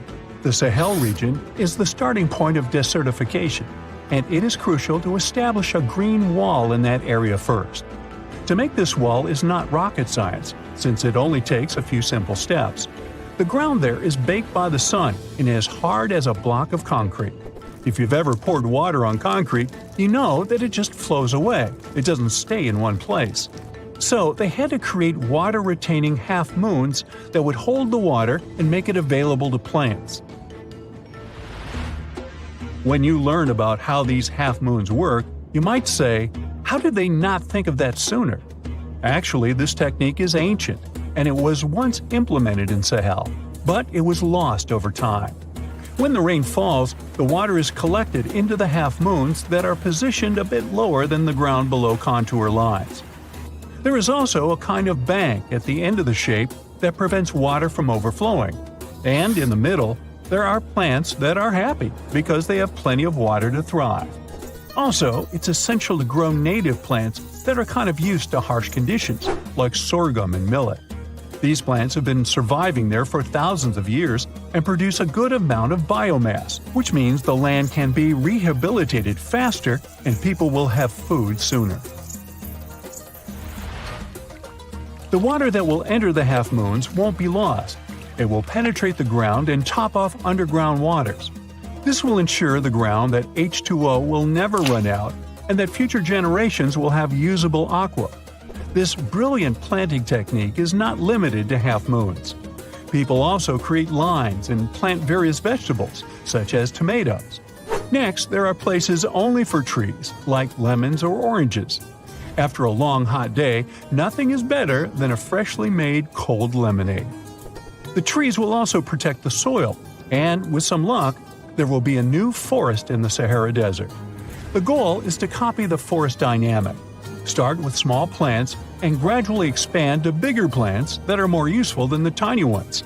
They are aiming to plant more than 10,000 trees. Right now, many people are leaving the Sahara after the rainy season, going to cities or leaving Africa altogether. At this time of year, villages are like ghost towns. Only animals can be found there. Most people are gone. I mean, who would blame them? Nobody wants to live in the sand where nothing grows. Luckily, with all this new, old technology being developed, many people are slowly but surely returning to their land and starting to work in agriculture. The best thing is that there are no brutal winters, so plants grow 12 months a year, and people can always have food. People are becoming more social because now everybody stays in their villages and doesn't travel much. If this project works out, Africa will be saved, and the world won't turn into a giant desert. There is a powerful force hiding underground where tectonic plates meet, and one forces another under it. This happens in the Pacific and Indian Oceans. Strain builds over centuries. The tension is unbearable until the megathrust awakens. The Earth shakes with a magnitude that can exceed 9 points, more powerful than any other earthquake. When the seafloor suddenly gets pushed up fast, it sends a huge ripple across the water, and a tsunami of huge force is out.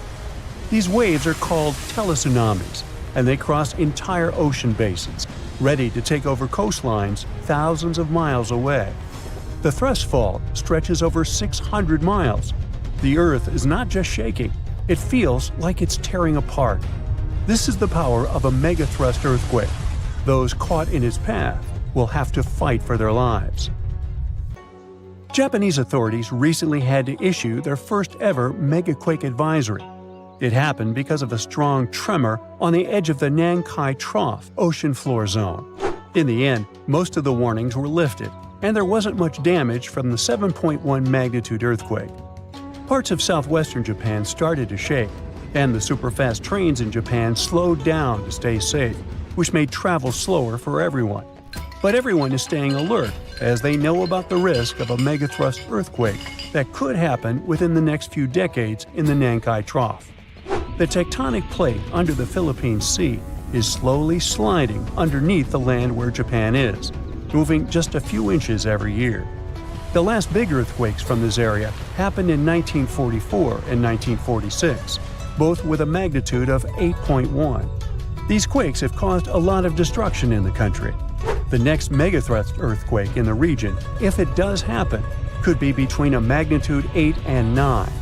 Scientists still can't agree on how likely this mega earthquake is to happen, but it could be up to 80% certainty. On the other side of the Pacific, Scientists from the U.S. Geological Survey have studied a dangerous area along the U.S. West Coast. It's called the Cascadia Subduction Zone, and it stretches from northern California to northern Vancouver Island in Canada. Over the past 14,200 years, there have likely been at least 30 big earthquakes in this region. One major quake happens every 500 years on average.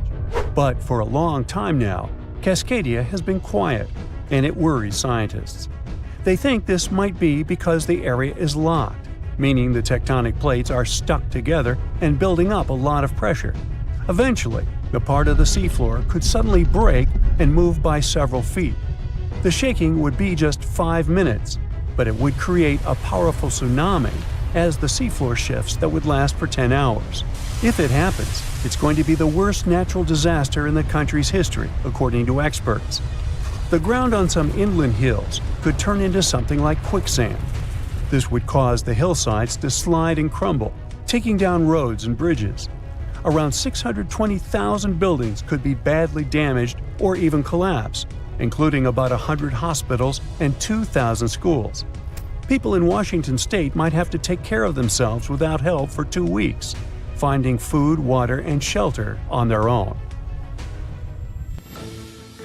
Scientists are studying slow slip events, where the tectonic plates move very slowly over weeks or months, releasing some energy but not enough to stop a big one. Every time the magnitude of an earthquake goes up by just one number, the energy it releases is 40 times bigger. So we'd need about 1 million small earthquakes every day for 500 years straight to release the same energy as one huge magnitude 9 earthquake. But these small earthquakes might be clues that a bigger earthquake is coming. To better monitor the Cascadia Fault, experts are mapping the fault more accurately and adding better monitoring tools offshore. Scientists receive over $10 million to install seismic sensors and seafloor pressure gauges on a fiber optic cable off the coast of Oregon. The goal is to be ready to warn people and potentially save lives when a big earthquake strikes. A sharp megathrust earthquake happened in this part of the world in 1964. It went down in history as the Great Alaska Earthquake and had a magnitude of 9.2. It lasted for more than 4 minutes, making it the most powerful earthquake in the history of the U.S. and North America. The ground shook so hard that it caused huge cracks and landslides. In Anchorage, many houses, buildings, and roads were destroyed because they weren't built to handle such a big earthquake. In some places, the land was permanently changed. For example, the coastline near Kodiak and Hinchinbrook Island was lifted by 30 feet. In other areas, like Gerwood and Portage, the ground sank by 8 feet. They had to rebuild roads higher so they wouldn't be flooded by the tide. A huge 27-foot tsunami wiped out the entire village of Chiniga. Many coastal towns were heavily damaged, not just by the earthquake, but also by tsunamis and the fires that followed. After the main earthquake, there were thousands of smaller aftershocks for months. A moderate earthquake of magnitude 4.4 shook Los Angeles in August 2024. Once it was over, the LA Fire Department checked around the city and didn't find any major damage or anyone hurt. In the nearby city of Pasadena, which is close to the earthquake's epicenter, a water pipe burst inside City Hall and everyone had to leave the building. Thankfully, there was no danger of a tsunami. The best we can do to avoid panic in such situations is to be prepared. Japan is one of the places on Earth where earthquakes happen the most because it sits on the edges of 4 tectonic plates. Around 1,500 of these earthquakes each year are noticeable. Because of this, the people in Japan have learned to live with earthquakes. The 1950 law set a rule that buildings should be able to handle earthquakes up to a magnitude 7 without falling apart. An update 30 years later said that buildings should only have minor damage in such earthquakes and still work as usual. But if an earthquake is even stronger, the law says the building's main job is to not collapse and save people's lives. At the most basic level, buildings are made stronger with thicker beams, pillars, and walls so they can handle shaking better. Another technique is placing special pads made from materials like rubber at the base of a building. Some buildings are even built on thick layers of padding that separate them from the ground completely, which helps protect them during an earthquake. A skyscraper might sway back and forth a lot, moving up to 5 feet. To stop it from getting damaged, engineers can add something called dampers every second floor all the way to the top. These dampers are like giant bicycle pumps, but instead of air, they're filled with liquid. When the building shakes, the dampers push against the liquid inside them. Even though the liquid doesn't squish very much, it can still absorb some of the shaking. When they're building tall skyscrapers, engineers try to make the structure as simple and balanced as possible. This means having each floor the same height and placing the support columns evenly. But sometimes, architects who design skyscrapers don't want to make these compromises because they have creative ideas for how the building should look. Then they have to find compromise solutions. For example, Tokyo's Skytree Tower, one of the tallest buildings in the world, is designed in a futuristic style but also includes special features to protect it from earthquakes. It has a central pillar, like in traditional Japanese pagodas, and seismic dampers that help absorb the energy from an earthquake, keeping the building safe. A magnitude 15 earthquake has the potential to completely destroy our planet and evaporate all the water in a matter of seconds, leaving Earth uninhabitable.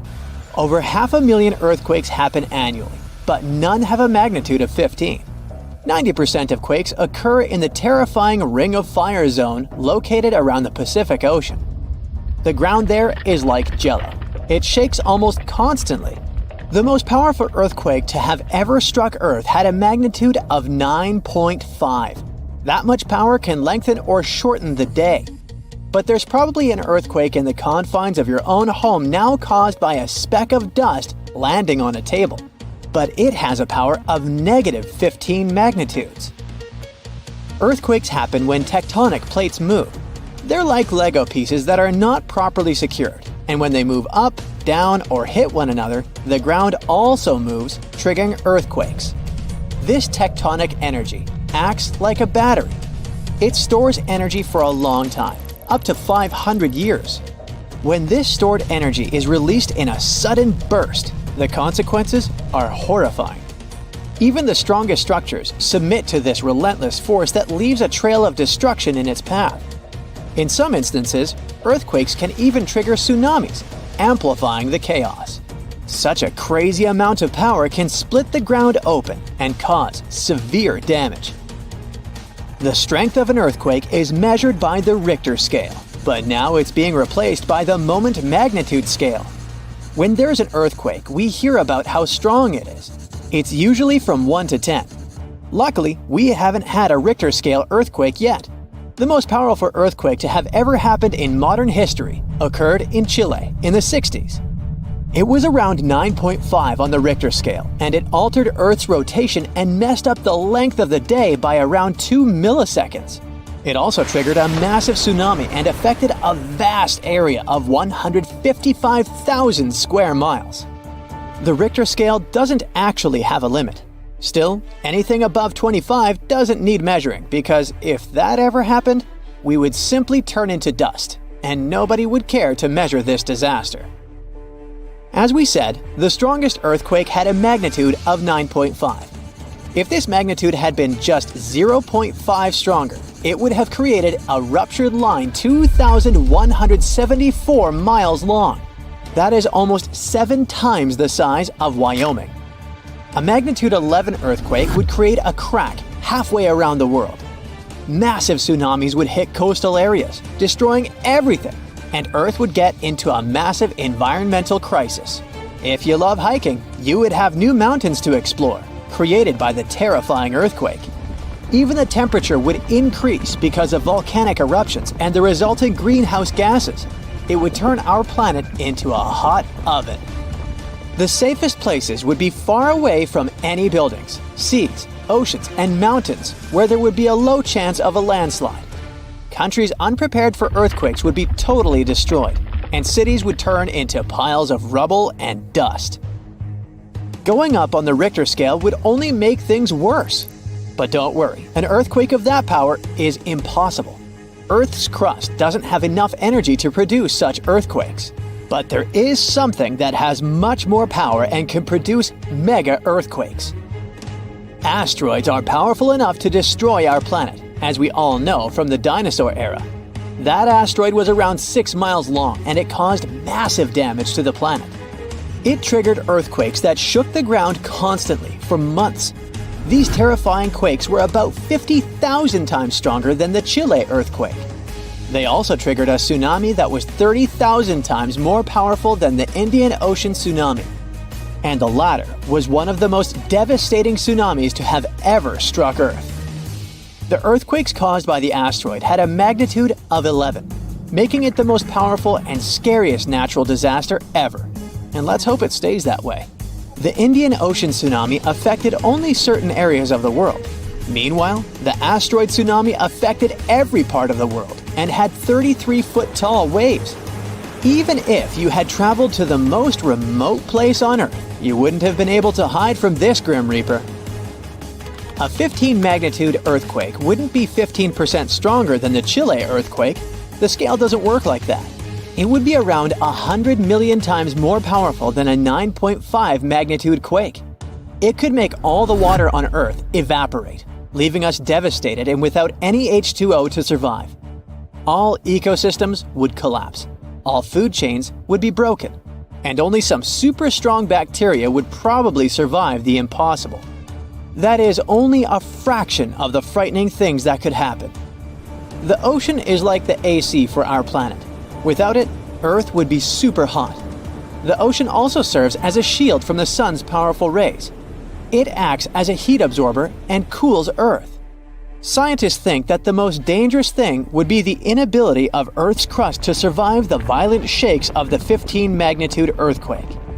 If our planet miraculously survived and didn't turn into dust, there would be massive openings in its crust. The ground would become gelatinous. It would randomly move up, down, left, and right, and no building would survive that. Our civilization would be brought back to the Stonehenge era. Tectonic movements like this are devastating. A similar thing happened in Japan when tectonic plates moved 165 feet from each other and then snapped back together, creating a 9-magnitude earthquake. No place on Earth is immune to this bone-chilling natural phenomenon. Still, certain places have higher chances of being destroyed than others, like the Ring of Fire, where 90% of earthquakes happen. This is a place where earthquakes are almost everyday occurrences. The Ring of Fire is located in the Pacific Ocean. It forms a ring around the continents that surround the Pacific. There, several tectonic plates meet, creating highly unstable ground. To make the problem much more terrifying, 75% of active volcanoes are located in this area. 90% of dormant volcanoes are also there, making this place extremely dangerous. Scientists carefully study this region to find a way to predict when the next earthquake might strike.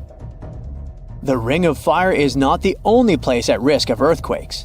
In California, along the San Andreas Fault Line, 2 tectonic plates have been storing power for more than 200 years.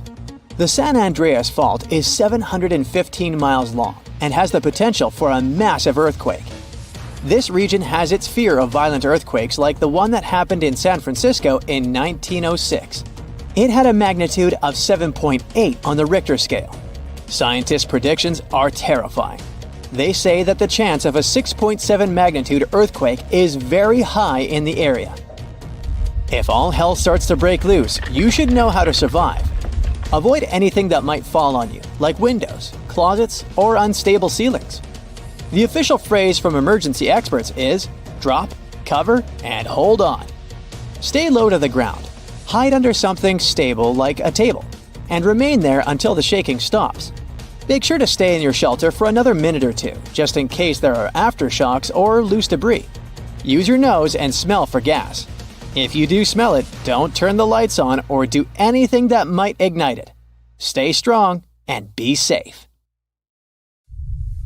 So, since 2000, the world has been hit with more than 1,700 earthquakes with magnitude greater than 5.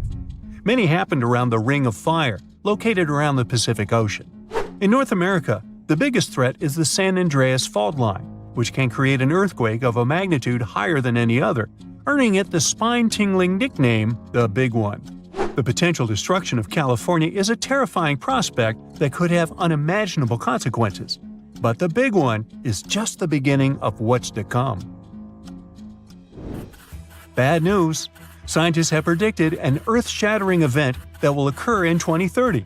Like it or not, there's a 70% chance that we'll experience the Big One, and it will be an earthquake with a magnitude of 6.7. The San Andreas Fault Line will cause the Big One, but what is scary is that we can't predict it. On the other hand, a massive earthquake occurs every 100 years. This means there's always time to prepare for a natural disaster. If we traveled back in time, we'd see a few significant earthquakes like the ones that wiped out San Francisco and Fort Tajon. Buildings made a long time ago are not quake-proof. They will collapse.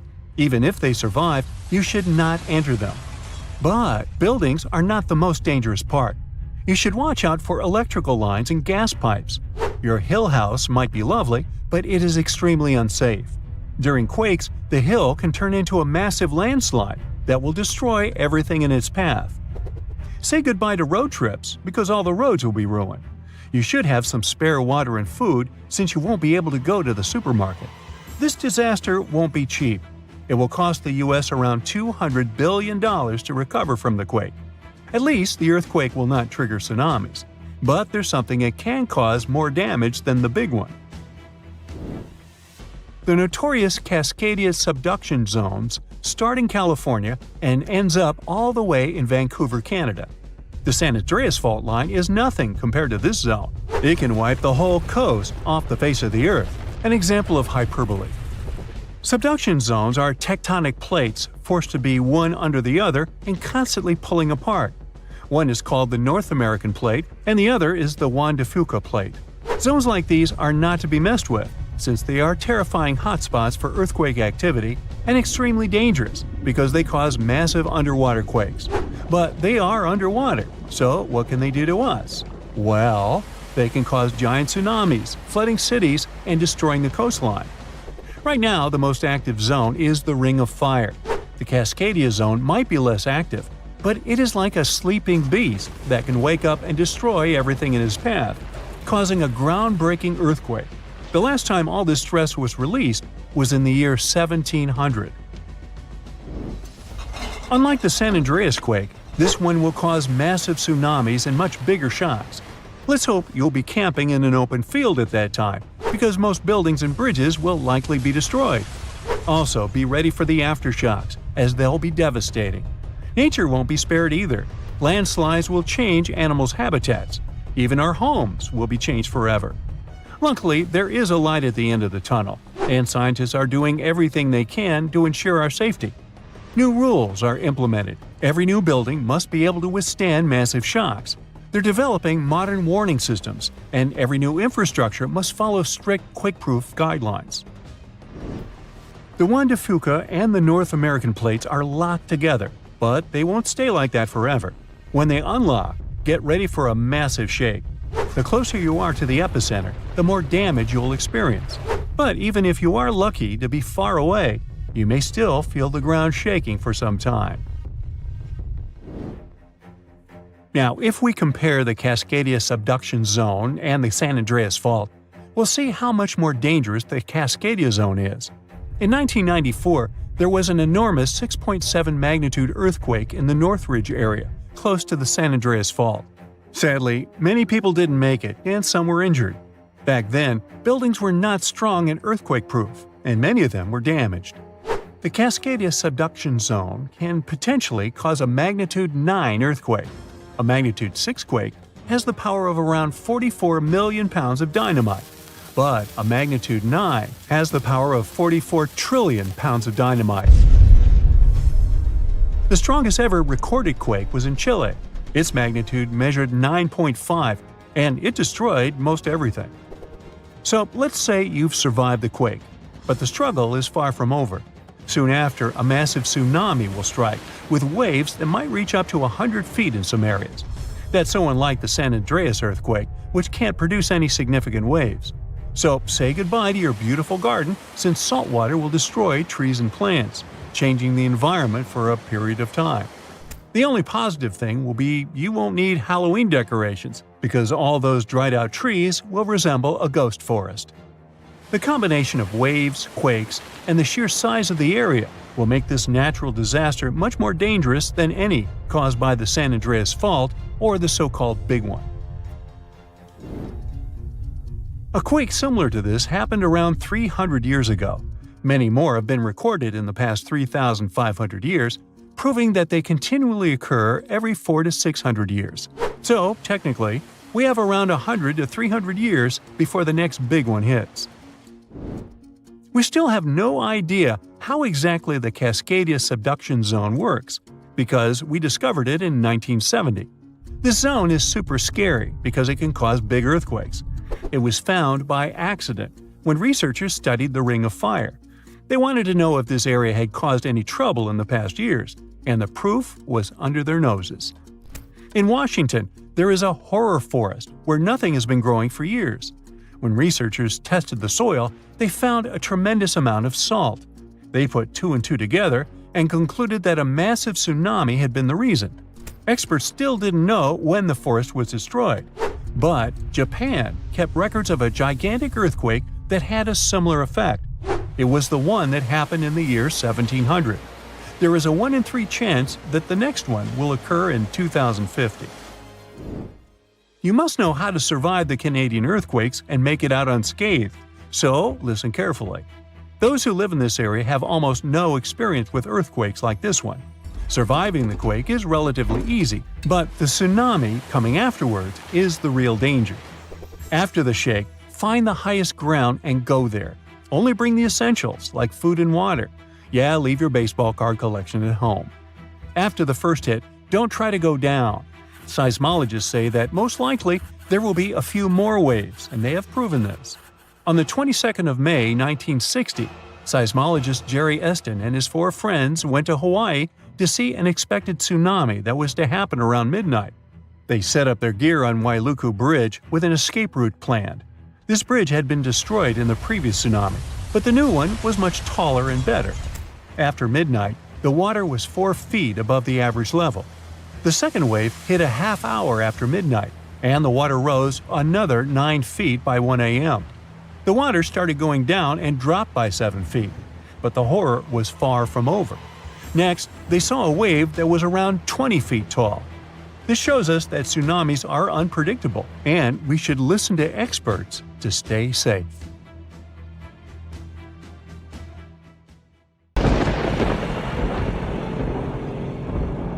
For hundreds of years, people in the US have reported hearing strange, loud booms. These mysterious sounds are called skyquakes.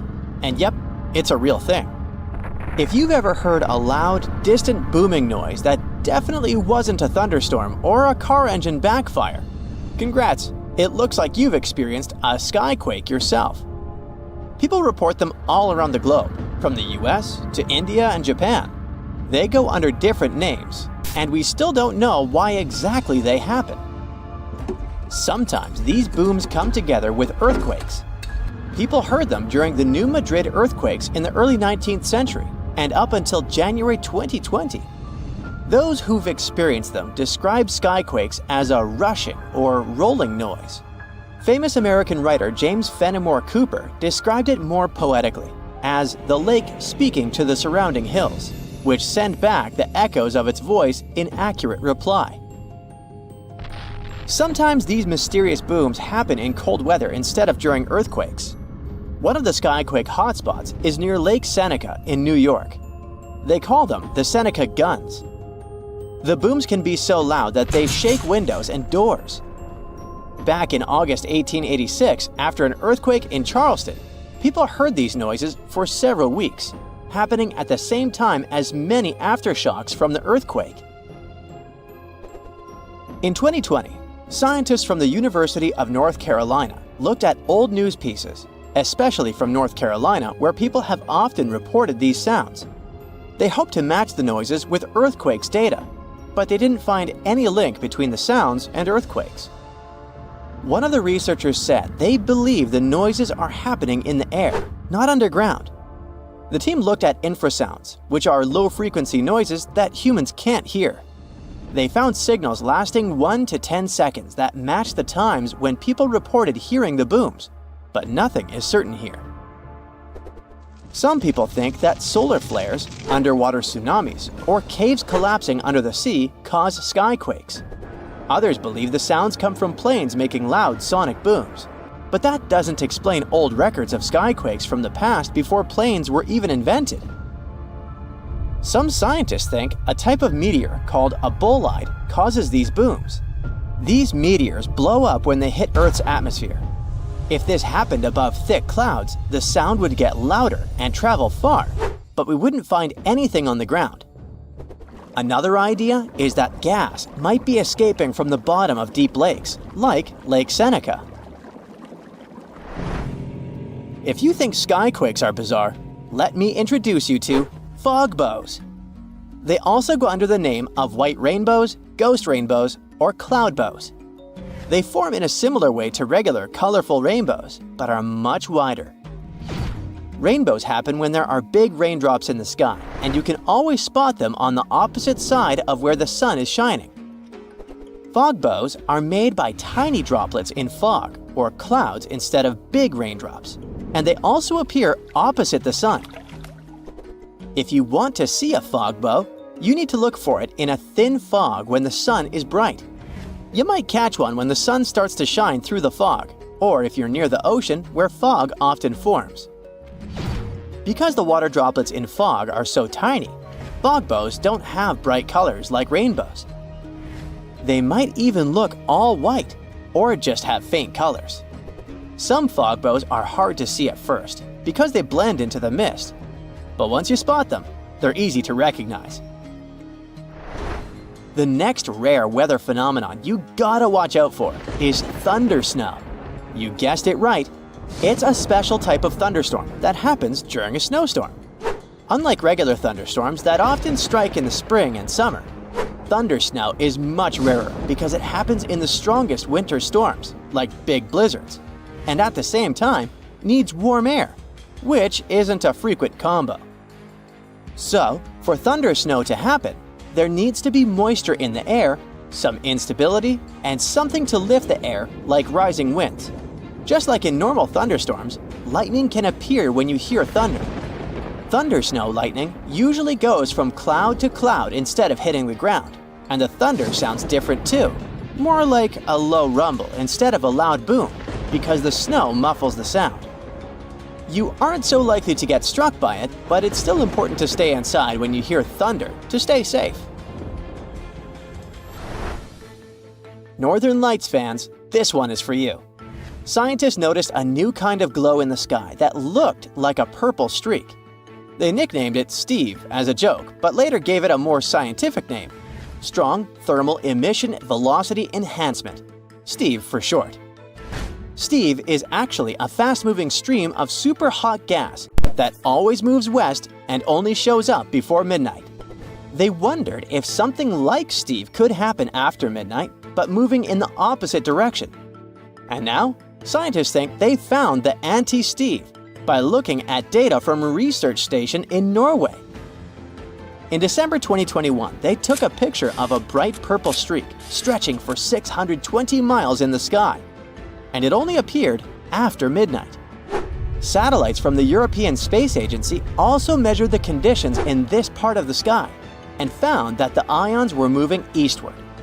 Steve's late-night twin hasn't been officially named yet, but it would be cool if it was called SAM, which is short for Steve After Midnight.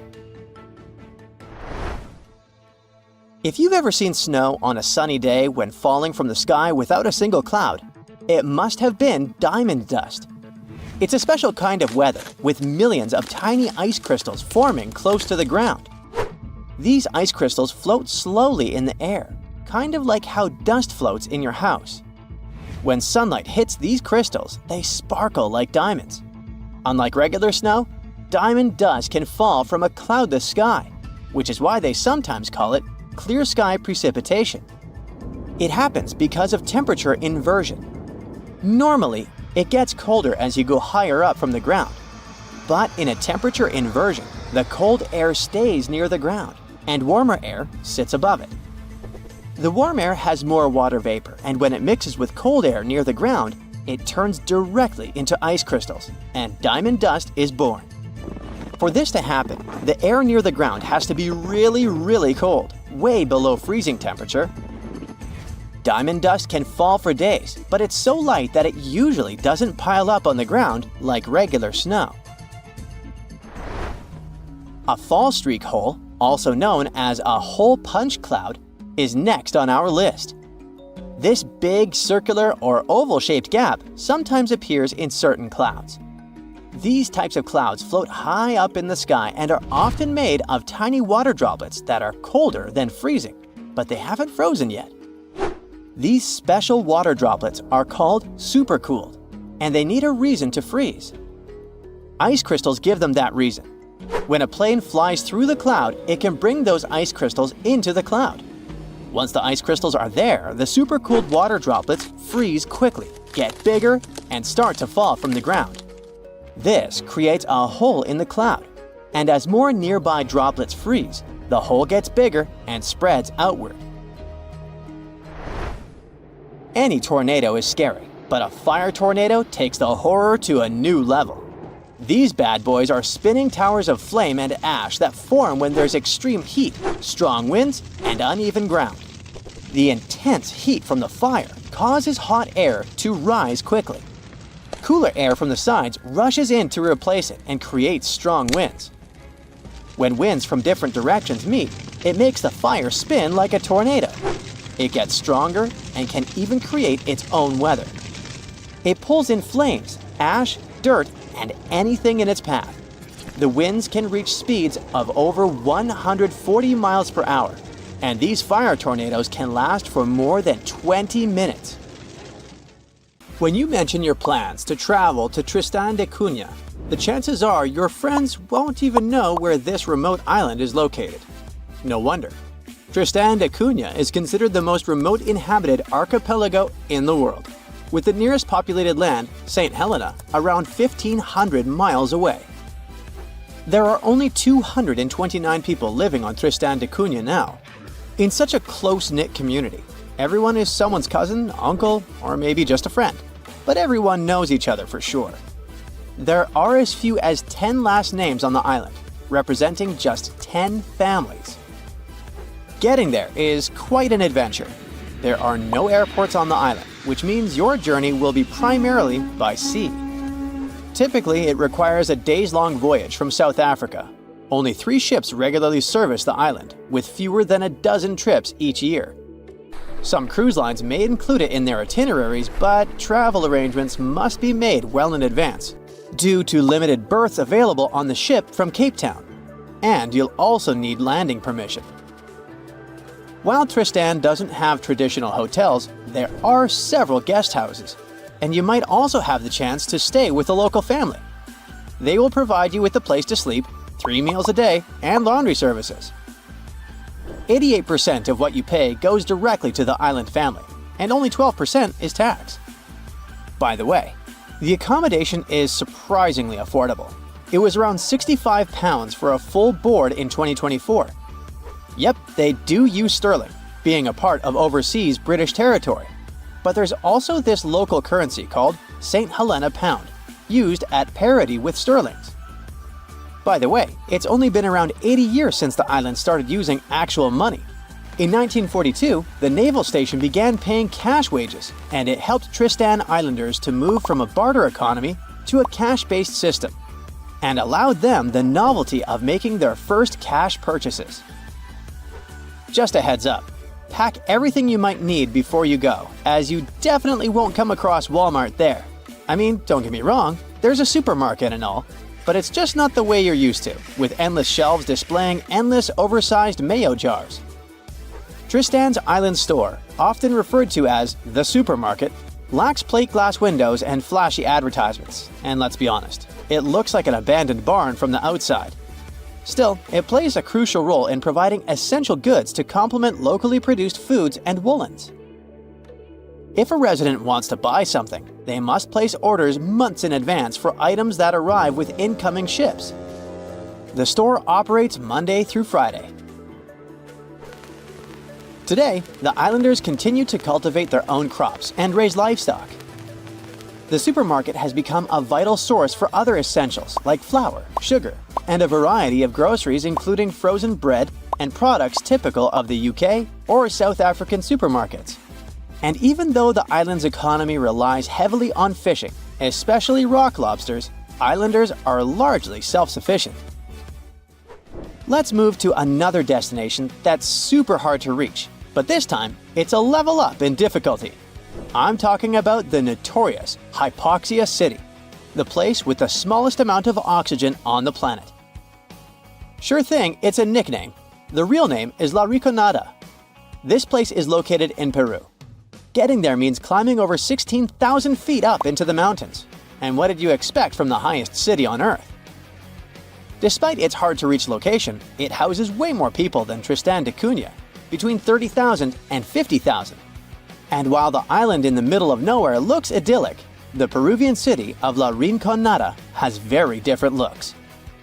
The urban layout features predominantly low-rise residences, where essential services are limited. La Rinconada is without a reliable supply of running water and lacks a sewage system.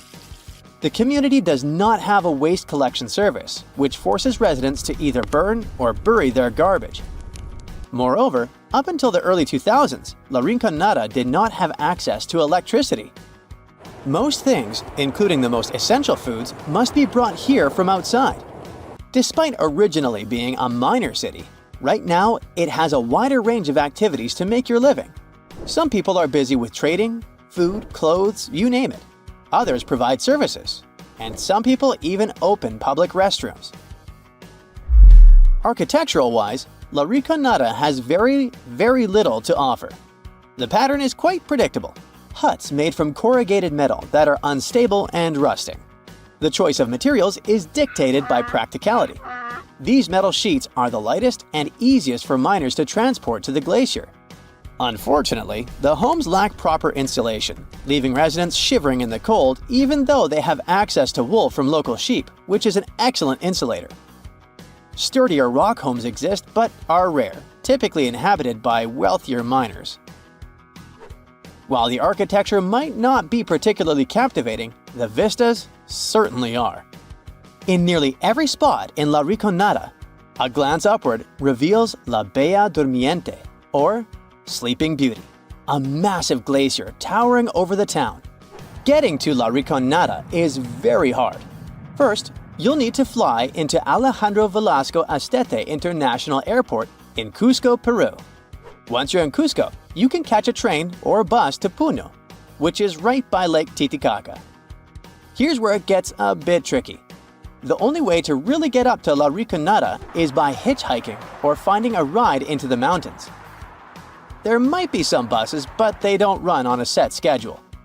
If you're up for it, you can rent a car, but be warned, the roads can be pretty rough and tricky to navigate. So a little extra caution goes a long way on this adventure. Unlike Tristan da Cunha, where they adopted cashback in the 1940s, La Rinconada doesn't rely much on it. The economy of this place is based mainly on gold mines. The mines are unguarded, unregulated, and often dangerous.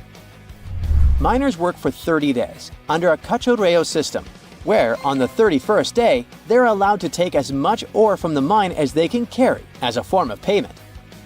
La Rinconada has no bank, but it has many storefront fund transfer agencies, which miners use to wire money to their families. Still, they never know how much they're gonna send. Our next destination is Svalbard, a place that might seem unwelcoming due to its climate. But locals embrace everyone with open arms. No visa is required if you want to visit or even work there. Located near the top of the world, Svalbard offers a unique and remote charm. The capital, Longyearbyen, is home to a fascinatingly diverse community, with over 50 nationalities represented among its 2,400 residents. You might even spot a polar bear wandering into town on occasion. The living space is compact. There's just one grocery store, and the streets are numbered instead of named, adding to the town's distinctive feel. Longyearbyen also boasts a university center with around 300 students. Interestingly, every student must learn to use firearms for safety in the surrounding wilderness. Originally, it was founded as a mining town, just like La Riconada, but the focus has shifted mainly to tourism. However, a quirky tradition remains from its mining days. Visitors and residents alike take off their shoes when entering hotels and restaurants, a practice born out of the need to keep coal dust at bay. The last destination for today is Palmerston Island, a remote coral atoll in the Cook Islands, located about 290 miles northwest of Rarotonga. Famous traveler James Cook visited it on June 16, 1774, and the place was uninhabited at the time, despite ancient graves found there. Today, the island supports a small population of just 25 residents, primarily descendants of 19th century English sailor William Marsters. Marsters arrived in 1863 with 2 Polynesian wives and later added a third. He fathered 23 children. Fishing is the mainstay of the local economy, resembling subsistence living due to the island's isolation. Modern amenities and communication services are available. Although there's no airport, cargo ships visit periodically. You come to sunny California and go for a hike in the San Lucia Mountains. There, you have a strange, unpleasant feeling, as if someone's watching you. You look around but don't see a single soul. That's when you glance at the tops of distant mountains in front of you and your heart skips a beat. Up on the peaks, you can see the outline of a giant humanoid figure, arms stretched out with a magnificent full rainbow circling it. This mysterious figure is dressed in all black. You can't make out any facial expressions or detail, but you can see it moving. Then it vanishes right before your eyes. Congrats! You've just witnessed the Dark Watchers, a phenomenon that's been terrifying hikers in the California mountains for over 300 years. Even now, scientists can't give an exact explanation for this mysterious appearance. What we do know is it's completely natural. Probably. One theory claims that there are no silhouettes at all. The human brain just thinks up images created by shadows the clouds cast on the mountains. Over the centuries, people share stories about this legend, and their minds begin to show it, building recognizable objects. The same can happen to you, like when you see the contours of a human face on a burnt piece of toast or the shape of a dog in a passing cloud. The most accepted scientific explanation is what's called a Bakken specter. It's when sunlight gets bent by drops of fog or clouds. That explains the rainbow surrounding these figures. As for the shadow, it's only your own being stretched and projected on the mountains before you. After all, these figures usually show up when the sun is behind the witness. Natural or not, the vanishing mysterious figures scared the wits out of you. So we head to Antarctica. Snow, ice, and more blinding sun. Yep, it's a desert too. The light is almost blinding. You squint and off in the distance, you see something red sticking out from all the surrounding endless white. As you get closer, you realize it's a waterfall, an ominous red cascade flowing from the glacier. Splashes fly in all directions and stain the white snow. Don't worry, these so-called blood falls are nothing of the sort. Millions of years ago, hey, I wasn't around then, a glacier formed over a pond and blocked access to sunlight, heat, and oxygen. Then the pond managed to break through the glacier with a little trickle of water. When such salty waters with high levels of iron meets oxygen, it creates that scarlet rust color. This is the only waterfall of its kind in the world. As soon as you come to the Namib Desert, you immediately notice something very strange. Sprinkled among the dry grasslands are almost perfect circles of dirt where nothing grows. These massive polka dots are called fairy circles, and, you guessed it, nobody really knows what causes them. The likely culprit is termites eating the grass around their underground colony. That could also explain the circles' differing sizes. The bugs continue to eat as the colony expands outwards, but they stop before they encroach on a neighboring colony. Well, that's neighborly. The patches where you do see grass show a sort of boundary separating different termite populations. So goes the theory. Heading down to Australia's Lake Hillier. Your eyes don't deceive you. Yes, that lake is bubblegum pink and is perfectly safe to swim in. The giant pink puddle is a salt lake, and it's not the only one of its kind in the world. Salt lakes are pink because of a kind of algae and other microorganisms living in them. They produce a red pigment to protect themselves from the sun. What's unique about Lake Hillier, though, is the water is still pink even if you scoop it up into a glass, and it remains bright pink all year round. The same can't be said about other pink lakes. Southeast Asia. You see a tree that looks as if someone poured paint all over it. But the rainbow eucalyptus was painted by nature. Its unusual bark changes colors over time, like a kaleidoscope. It starts off as a bright green shade, then red, orange, purple, and finally brown. Then the colorful cycle starts again. Blood rain looks more terrifying than any horror movie. But in reality, there's nothing strange or unnatural about this weather phenomenon. People have known about such scarlet-tinted rains since the times of ancient Rome. Sometimes, powerful winds lift red dust into the atmosphere and carry it far, far away, to another galaxy. In the end, this dust gets mixed with clouds, which colors the rain. By the way, dust from coal mines can make the rain black. Pollen is responsible for yellow rains, and some other kinds of dust can turn rainwater white. Back in 2009, people in Ishikawa, Japan saw a kind of rain no one's ever seen before. It was raining tadpoles. The first reason was that the wind that day was so strong it lifted and carried all those tadpoles away in no time. The second possible reason was that big birds such as gulls just dropped them while they were flying to their nests. Some scientists believe these creatures were hauled off the ground by a waterspout and rained down later. By the way, that day people found not only tadpoles, but also frogs and fish instead of puddles. And yep, it can be raining worms too. Some people claim they've seen snake rains. Yikes! And instead of common raindrops, people have watched translucent jelly-like blobs falling down from the skies. Now, Australian spiders are notorious, and to frighten people, they've even learned how to rain. Spider rains are a pretty common thing in Australia because of ballooning. They climb up trees, then spin strands of silk, and that's why the wind can carry them away. Usually people don't notice it, but when it's wet, hundreds of spiders climb up to more desirable places.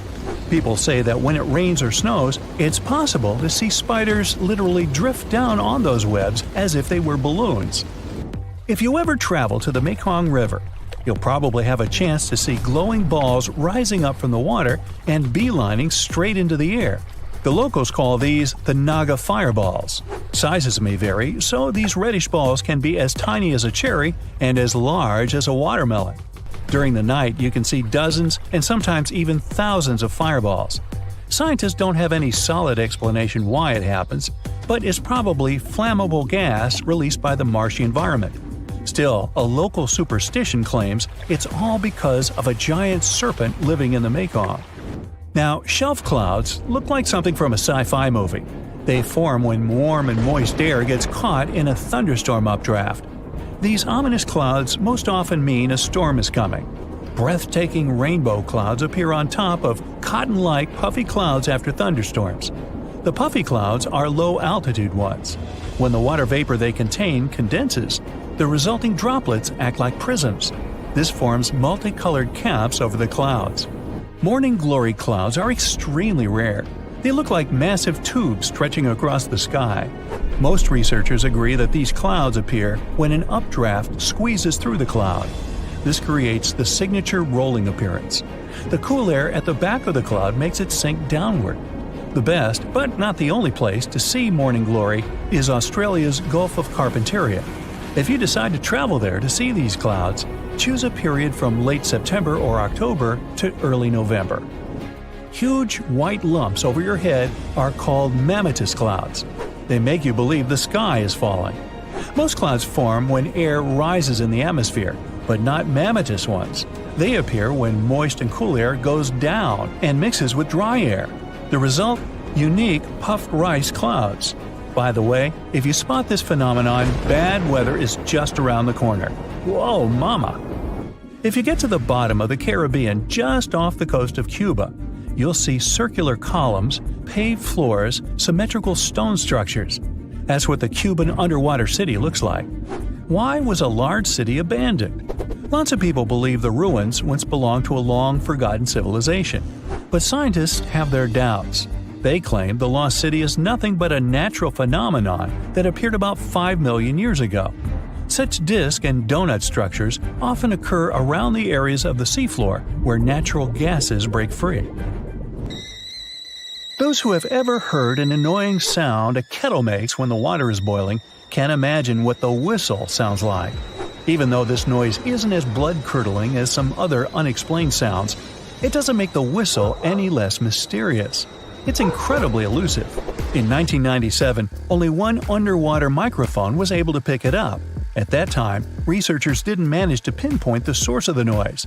The most likely cause of the unusual sound is the eruption of one of the submarine volcanoes. But once again, there's not enough proof to make sure. The strongest earthquake ever to strike east of the Mississippi River that happened over 200 years ago was never over, according to some scientists. Most earthquakes last seconds to minutes, and the official record breaker so far is a silent one in Sumatra that was going on for 32 years. This slow slip event triggered a massive quake and a tsunami. So if it's true that the New Madrid earthquake is still sending aftershocks, we'll have a new top name for this sad list. The earthquake started in December of 1811 with a powerful quake in a sparsely populated part of northeast Arkansas. They felt the shaking almost 1,000 miles away in the White House, and the tower bells were ringing in Boston, even further away. It even made the mighty Mississippi flow backward for a few minutes over new waterfalls formed by shifted ground. The town of New Madrid, Missouri, completely disappeared in the disaster. The Earth wouldn't stay still until the end of January the following year, when things got serious again.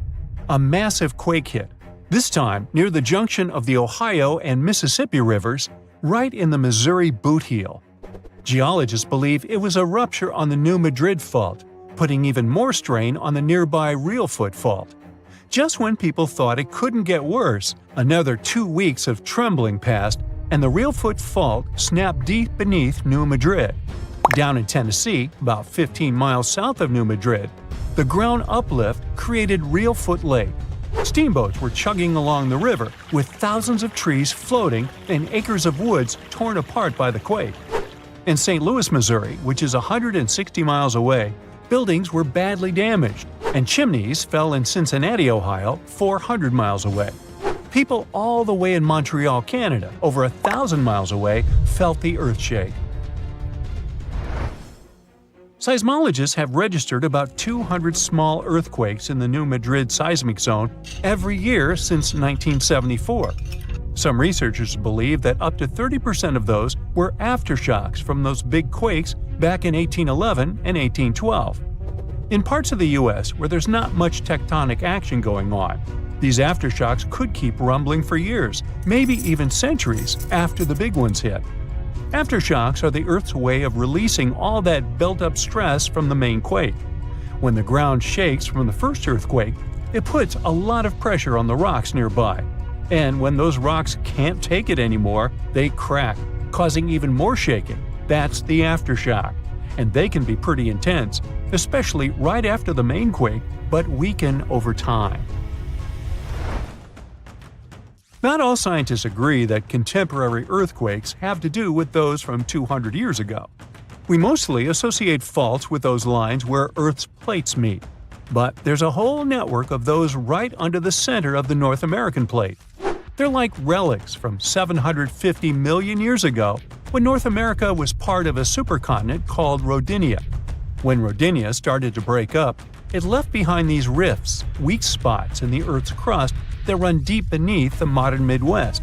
It could explain the earthquake action. An international team of geologists decided to take a fresh look at 3 major earthquakes that shook North America and end the debate.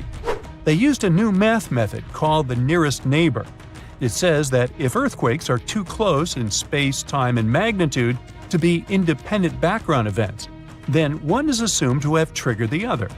Depending on how you look at the numbers, somewhere between 10 to 65% of the recent quakes in the region could be aftershocks of those historic earthquakes. And a huge quake that hit Charleston, South Carolina at the end of the 19th century might explain up to 72% of the earthquakes in the area since then. But not all places are the same, so the scientific debate continues. In 1774, British explorer James Cook noticed a glow in the distance. It was the volcano of Mount Yasur in Vanuatu. This bad boy had been spewing lava and ash ever since, and it's quite likely that it's been doing that for way longer. The volcano has been sitting at alert level since October 2016, which means things are really unsettled around there. They've even marked off a 2,000-foot radius around the crater to keep people safe. There have been low to moderate outbursts, shooting out ash, gas, and steam, and some bigger blasts throwing stuff outside the crater. Satellite images have picked up on some hotspots of sulfur dioxide plumes, showing that Yasur is still cooking up a big storm down there. Stromboli, one of the volcanic islands near Sicily, officially has the Guinness World Record as the longest continuously erupting volcano. It has been putting on a fiery show for over 2,400 years straight. Ancient sailors nicknamed it the Lighthouse of the Mediterranean. Most of the time, Stromboli's just spitting out spatter, but every now and then it throws in some lava flows or shoots up some moderately high fountains. Sometimes you might even catch a glimpse of steam-driven outbursts. Over 200 million years ago, the world went through a major makeover, with not one, not two, but 4 massive volcanic eruptions changing the game. It all happened in Rensselaer, a large chunk of island that used to be a supermassive volcano stretching across what's now British Columbia and Alaska. This volcanic activity might have helped dinosaurs grow from cat-sized critters into giants we saw in Jurassic Park. It kicked off a 2-million-year rainy season. It made the whole world hot and humid, and the dinos just loved it.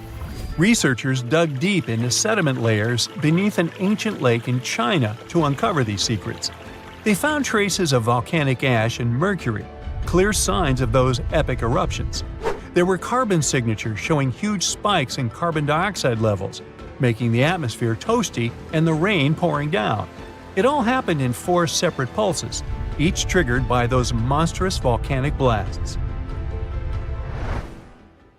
There's a spot in a national park not too far away from Sydney, Australia, where a fire has been raging deep underground for at least 6,000 years.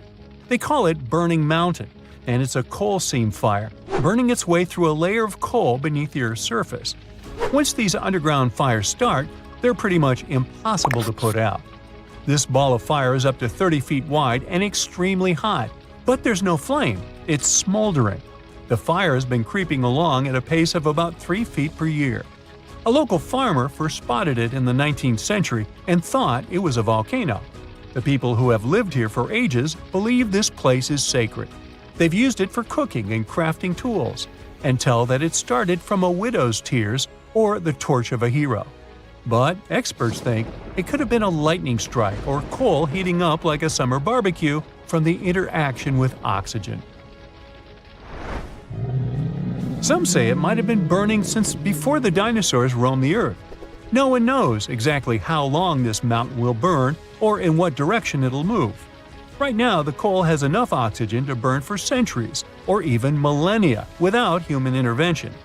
The fire is heating up the mountain like a giant oven, making it crack and crumble, inviting in more oxygen to feed on. Even if humans decide to take action, these coal seam fires need truckloads of water and liquid nitrogen to tame them. Several years ago, explorers noticed that the smolder was creeping close to a cliff overlooking a little river. And depending on what the coal seam decides to do next, we could see some dramatic changes here in the coming decades.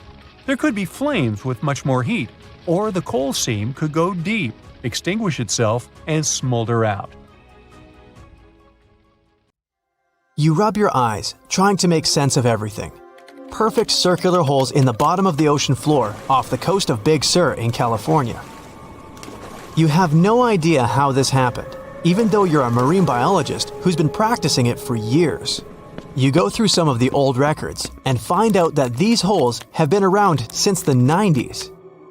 In 1999, a ship-mounted sonar conducted a survey and found 5,200 of these pockmarks, or large holes over 500 square miles, on the ocean floor. They look like moon craters underwater. You contact your team and get the robot ready to go down and explore the scene and bring back a few samples. You and the team drive to the coast and hop on the boat. You're sitting inside controlling the robot with a joystick. Your teammate sets the robot in the water and drives it down. Everything seems normal near the surface, but as the robot goes lower, the pockmarks start appearing. A bunch of boats swift past you, making you lose your balance and focus. The robot turns on the flashlight so you can see better. But as it goes lower, the resolution is less crisp. It almost reaches the bottom, and the holes are smooth and nearly perfect circular shapes. Some of these holes that were visible in the sonar reading measure more than 30 feet across and 15 feet deep. You show the rest of your teammates the images, and they're shocked. The robot continues swimming, but there appear to be more holes all around. Many of them are too small for the scanner to capture from above.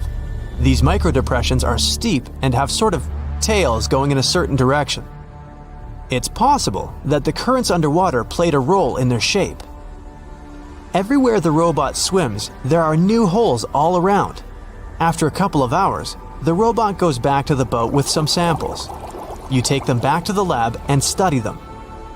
The robot clearly captures images of human trash, but the samples don't indicate anything alarming for now. Despite the fact that 1/3 of the pockets are filled with trash, there's still no explanation of how they were formed. It's late at night and the rest of your team heads back home. You're passing out in the lab, still trying to find some answers.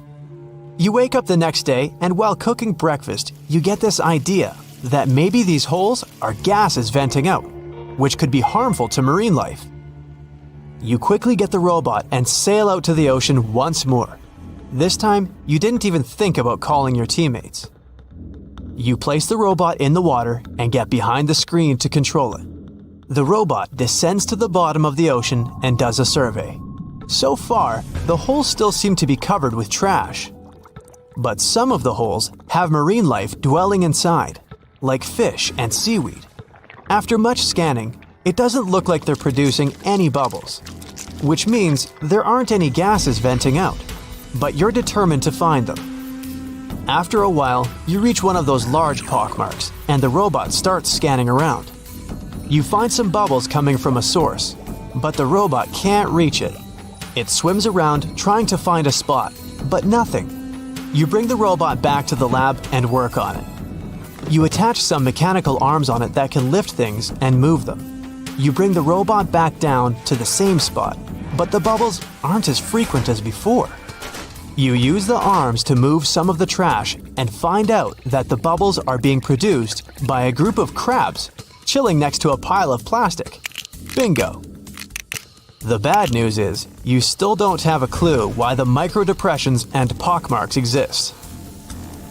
As you try to control the robot to go back to the surface, an octopus wraps its tentacles around it, pulling the robot down. You struggle with the controls and push it to maximum power, but the suctions of the octopus are too strong to break off. It's a game of tug-of-war with the octopus and your robot. It takes the robot under a pile of trash, thinking it's lunch. But you use the arms to maneuver the robot out and swim back to the surface. You go back to the lab even more confused. The robot has collected more samples for you to study. Your eye is glued to your microscope, trying to figure out what's going on, but nothing. You decide to do a carbon dating test to determine how old these holes are. After a while, you check out the results and are even more stunned than before. They show that the holes are around 400,000 years old, so it's likely that human trash wasn't the cause for all this. You pull many all-nighters trying to figure out the truth. You gather your team once more and hold a small press conference about this. You claim that this may be something we should be extremely worried about, but you still can't tell them more than what you know. With all the brain work put together, you find out that the large pockmarks haven't changed or been active for more than 50,000 years. The newer holes were most likely created by human trash settling in the bottom of the ocean floor. The marine life gathered some of this trash like plastics and discarded fishing gear and created homes for themselves.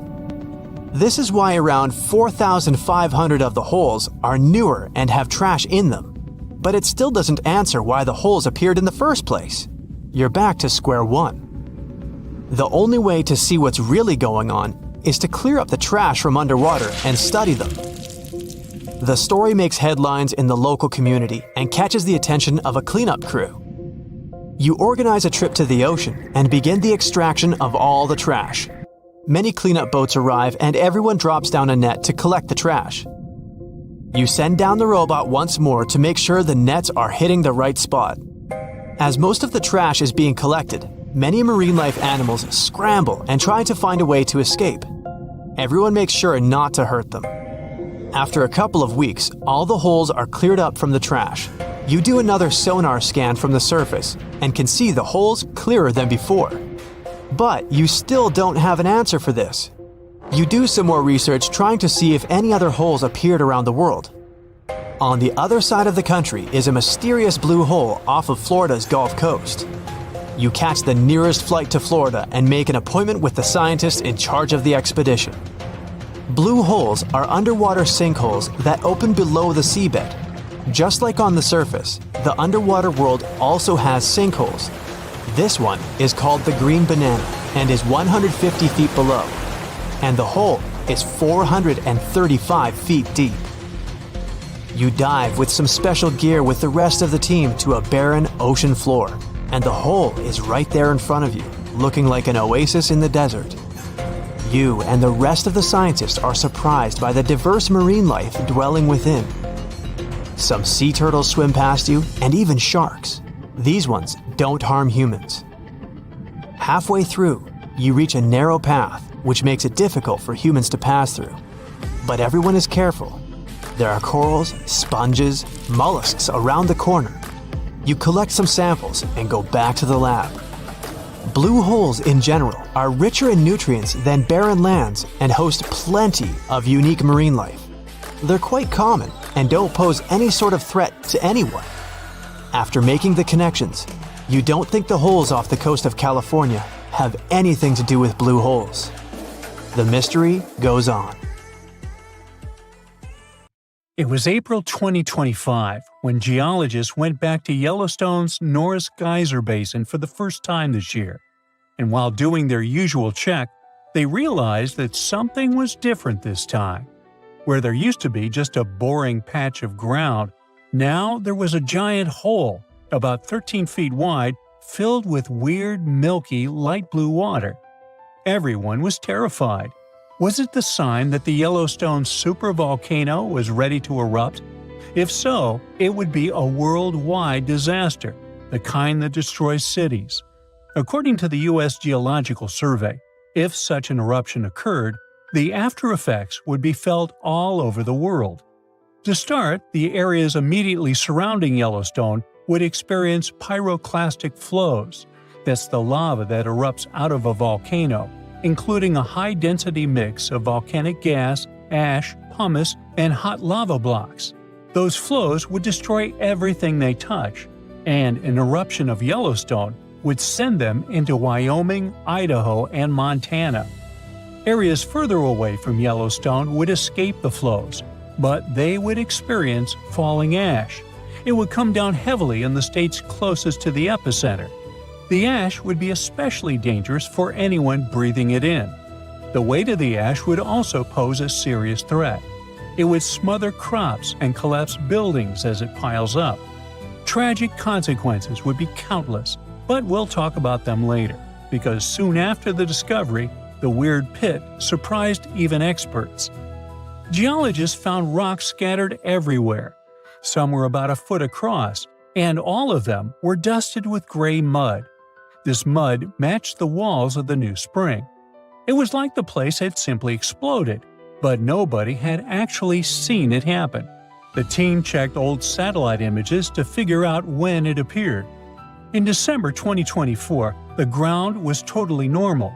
By January 6, 2025, a little dip had formed. And by February 13th, that water-filled hole was finally there. But the weird thing was that the sensors that usually pick up major hydrothermal explosions didn't detect anything. There was no giant blast or warning signs. Later, it turned out that this puzzling opening in the ground hadn't just popped up in one huge explosion. Instead, it formed from a bunch of smaller bursts over time. Little explosions first threw out rocks, then mud, and eventually created the pit. With time, it filled with silica-rich water. That was a huge relief for everyone. Yellowstone sits on a supervolcano, and its big explosions are a nightmare scenario. Luckily, this time, it was just a slow-building, small-scale explosion. It was dramatic, sure, but totally manageable. You see, Yellowstone National Park is full of geysers, hot springs, and all kinds of natural landscapes. But under the surface, things get incredibly intense, all because of the supervolcano. Now, supervolcanoes are often extremely large. They often have no cone at all, since they're typically the remains of gigantic magma chambers. Once, those chambers flared up, leaving behind a caldera. They're usually located over hotspots. It's no surprise that supervolcanoes can produce super eruptions, and when they do it, they blow more than 240 cubic miles of ash, molten rock, and hot gases up into the air. In other words, 4 super eruptions could fill the Grand Canyon to the brim. Supervolcanoes form when huge volumes of scorching hot magma escape from deep underground. This magma rises close to the surface but can't break through Earth's crust. So, a pressurized pool of bubbling magma gathers at a depth of only several miles. The pressure keeps growing because more and more magma is trying to get to the surface. And then, bang, a super eruption occurs. Now, back in 2015, researchers at the University of Utah mapped out the main magma chamber of the Yellowstone supervolcano and were shocked by its size. And then, they found another one below it. Together, these underground magma pools could hold enough molten rock to fill the Grand Canyon 11 times.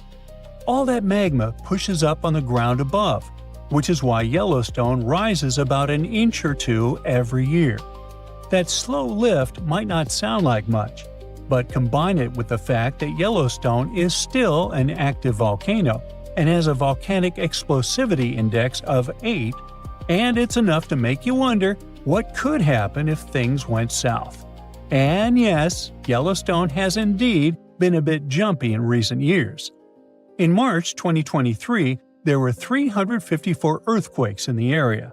Most were tiny, but the biggest hit a magnitude 3.7, part of a swarm of 106 quakes. Now, before you freak out, experts from the Yellowstone Volcano Observatory say there's no need to panic. No eruption is coming anytime soon. Volcanoes don't stick to a schedule. Just because Yellowstone hasn't erupted in a long time doesn't mean it's about to blow. The park is stable for now, but scientists are keeping a close eye on everything underground, the quakes, the rising ground, and even temperature changes, just to be safe. The superhot plume of magma, a hotspot under Yellowstone, has been churning for 17 million years. The Earth's crust slowly moved over it, making the hotspot leave a trail of volcanoes stretching more than 450 miles along the Snake River Plain. Most of those ancient ones are now buried under layers of lava and sediment. In just the past 2.1 million years, Yellowstone has unleashed 3 cataclysmic eruptions, so massive they managed to reshape the land. Each explosion sent pyroclastic flows, rivers of searing hot rock, ash, and pumice racing outward for miles. The debris piled up in layers hundreds of feet thick, some forming solid lava-like rock. When those eruptions emptied the underground magma chambers, the roof collapsed, forming the massive calderas we see today. Even after those mega eruptions, Yellowstone didn't stop. Between 180,000 and 70,000 years ago, enormous rhyolite lava flows, sometimes over 144 cubic miles, poured out. Some flows followed north-south vent lines. The West Yellowstone flow erupted around 110,000 years ago. The Nez Perez Creek flow followed 160,000 years ago. If you stand at Madison Junction on the caldera's northwest rim, you can see it, a cliff that formed when the Lava Creek Tuff eruption collapsed the land 640,000 years ago. And inside the caldera, you'll see the hardened lava flows snaking across the floor. Figuring out when a supervolcano might blow is like being able to read nature's warning signals. Thousands of years before a massive eruption, the heat underground starts building, and the magma chambers become like ticking pressure cookers. Little signs start showing up. Gas bubbles escape as the pressure shifts, and earthquakes shake the ground. The land above slowly rises. Cracks appear. Hot springs and geysers start acting up, heating even more than usual. Now, what would happen if Yellowstone erupted? Remember those pyroclastic flows we talked about before? They can contain two parts: the lower flow of the hot lava that moves at ground level, and a cloud of ash that follows above the lava level. So the two of them would devastate huge areas. The ash would even reach Europe within 3 to 4 days of the eruption, but it wouldn't be so bad there. After that, it would only take around 2 to 3 weeks before cooler temperatures set in around the globe, all thanks to the sulfur gas that would get to the upper atmosphere after the eruption. Scientists predict that global temperatures would drop by up to 10 to 12 degrees. These consequences could last for 6 to 10 years, putting an end to monsoons, which could cause widespread famine in Asia. Scared? Well, don't be. The good news is that scientists don't believe that the sleeping giant under Yellowstone National Park will wake up in our lifetime. Experts say the next Yellowstone eruption won't likely happen for hundreds of thousands of years.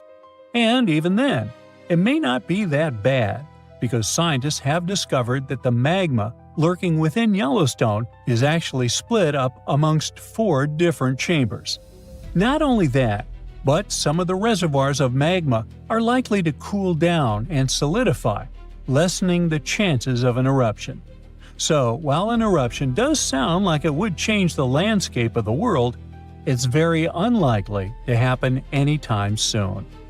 It's official. We now know the exact location and timing of the Yellowstone supervolcano's next eruption, and it's called a supervolcano for a reason. It will be thousands of times more powerful than a typical volcanic eruption. When this happens, the planet will face massive disasters. Earthquakes, tons of magma flows, ash and clouds that will block out the sun. The sky will be gray for a long time. We will have a shortage of food because of the lack of sunlight. Planes won't be able to fly. Some species of animals and trees may disappear. One disaster will follow another, like falling dominoes, one by one. Terrible times await Earth, and… okay, stop. It's clear, we got it. But when will all this happen? Don't worry, you won't be left without an answer. When ordinary volcanoes erupt, it's always a disaster, but only for those places that are located near the epicenter. Multiply the damage from an ordinary volcano by thousands and you'll get a supervolcano eruption.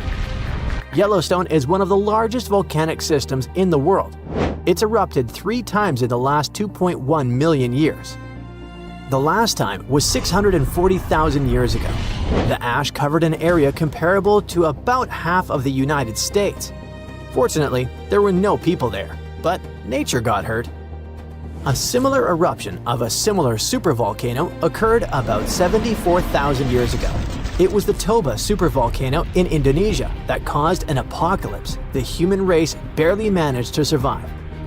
According to some theories, only a few thousand people stayed alive at the time during the volcanic winter, but it's not confirmed.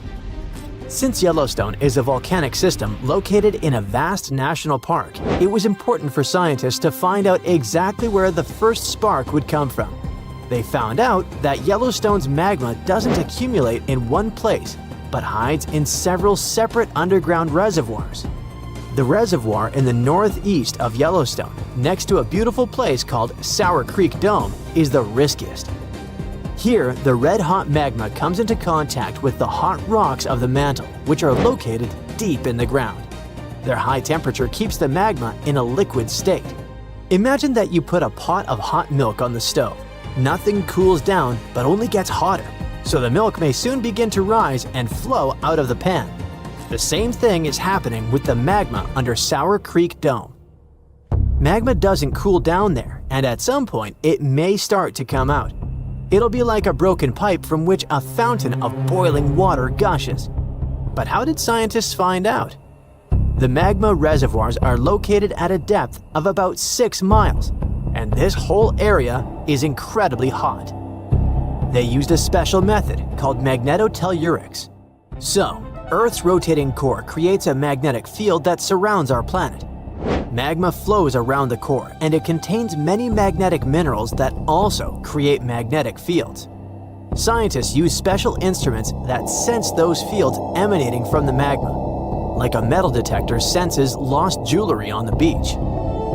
Using magnetotellurics, they scanned Yellowstone and discovered 4 large magma reservoirs. 3 of them emitted powerful electromagnetic waves, and in the 4th, which is in the northeast, they recorded a much stronger signal from the magnetic field. This is where the eruption is supposed to occur. But fortunately, it won't happen soon. Perhaps in tens of thousands of years, perhaps in hundreds. Phew, you can relax. No volcanic apocalypse is coming soon. But how do scientists know when this magma will start to erupt?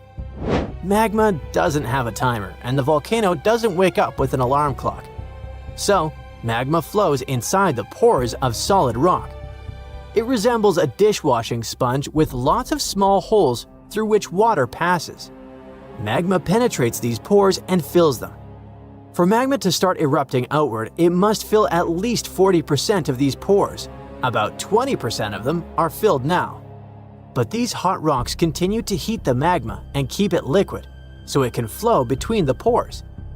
At some point, it will connect with other pools of the liquid magma and become a large stream that will rise to the top. How can we prevent this from happening? It seems that the solution here is to cool the balsam rocks, but it's impossible to do so. They are several miles deep, they are incandescent, and there are too many of them. And in any case, trying to cool a part of the Earth's core sounds like a very bad idea. All we can do is accept that nature has its own plans. If the eruption occurs in tens or hundreds of thousands of years, then perhaps humanity will find a way to solve this problem. If not, then we should prepare for the consequences. A huge global catastrophe starts with a massive, large-scale explosion. The erupting magma produces a gigantic amount of ash. A powerful burst of energy collapses the Earth's crust over the magma reservoir. This leads to the formation of a giant caldera. You've probably seen a huge crater in a volcano. So, this is the caldera. The natural disaster is so loud it deafens everyone who's nearby. The blast wave rises ash and pumice stone at a speed exceeding the speed of sound. Volcanic materials reach incredibly high altitudes in minutes. Then, this pillar of ash spreads and plunges a huge territory into darkness. The incandescent particles in the lower part fall under their own weight and heat the air around them. It's almost impossible to breathe. The red-hot pieces of pumice stone and ash set fire to the surroundings. All this hot mass turns into pyroclastic flows that destroy and burn everything in their path. Forests, houses, roads, everything turns into coal. No planes can fly there. Tiny particles can penetrate engines. Besides, it's impossible to see through such a dark gray hot cloud. It's also dangerous to drive cars. Volcanic particles can burn tires. Luckily, thanks to seismic technologies, people have learned in advance about the eruption, so everybody has evacuated. The column of ash that has reached the edge of space continues to expand in different directions. The wind helps the volcanic dust expand. A giant umbrella-like cloud appears over the territory of Yellowstone. It's getting wider and wider and plunges a huge area into hot darkness. During the first 24 hours, ash falls on most of the United States and parts of Canada. It knocks out power lines, pollutes bodies of water, and destroys crops. Then, the rains begin. The water mixes with the ash and falls to the ground in the form of gray mud. And don't forget, it's also poisonous. The ash contains mercury, arsenic, and lead in large quantities. Such toxic masses poison rivers, lakes, land, and air. All this time, the volcano continues to erupt. The outbursts of magma, ash, and pumice can last for several weeks or even a month. And this is just the beginning. The ash soon begins to settle, but the sulfur dioxide released during the eruption spreads all over the atmosphere. This gas mixes with the atmospheric water vapor and forms an aerosol consisting of small particles. All this covers the planet like a veil. This cap makes it difficult for the sun's rays to pass through, which means it lowers the temperature of the Earth's surface. These events cause a sharp cooling of several degrees in the world. Farmers lose a huge amount of their crops.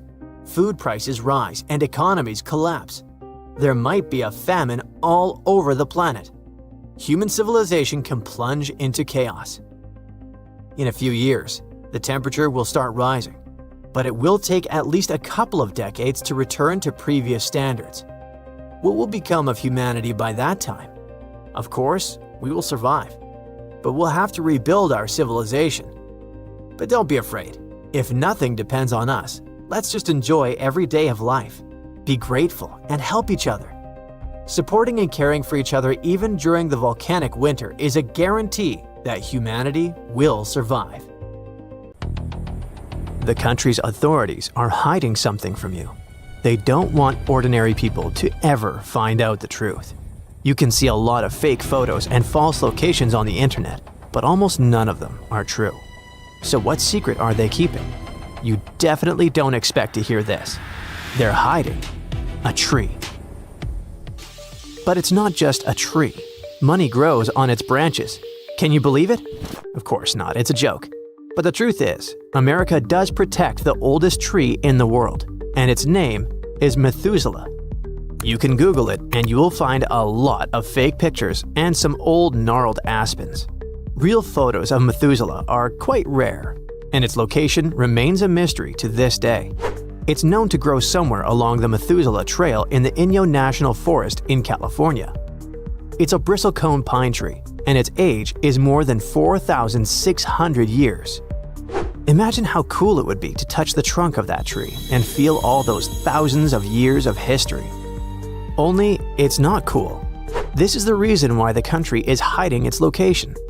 If thousands of tourists touched the tree and picked up small pieces of its branches, it wouldn't last even a month. Many trees in this area are pretty weak right now and suffering from drought and all kinds of bad insects. So Methuselah is also in danger. Don't touch or approach it, even if you find out the location. The tree was discovered by dendrochronologist Edmund Shulman. A dendrochronologist is a scientist who studies the rings of ancient trees. But more on that later. So Shulman discovered the tree in the middle of the previous century, and over the past 50 years, it has become shrouded in rumors and legends. But how did Shulman know it was the oldest? In 1957, he took a core sample and studied the tree's annual rings. You see, every year, a layer forms inside a tree, resembling a ring. But scientists don't cut the trunk, don't worry. They extract a piece as thick as a pencil, and that's enough. The more layers, the older the tree is. So, Shulman counted Methuselah's rings and found out that it's been growing for more than 4,600 years.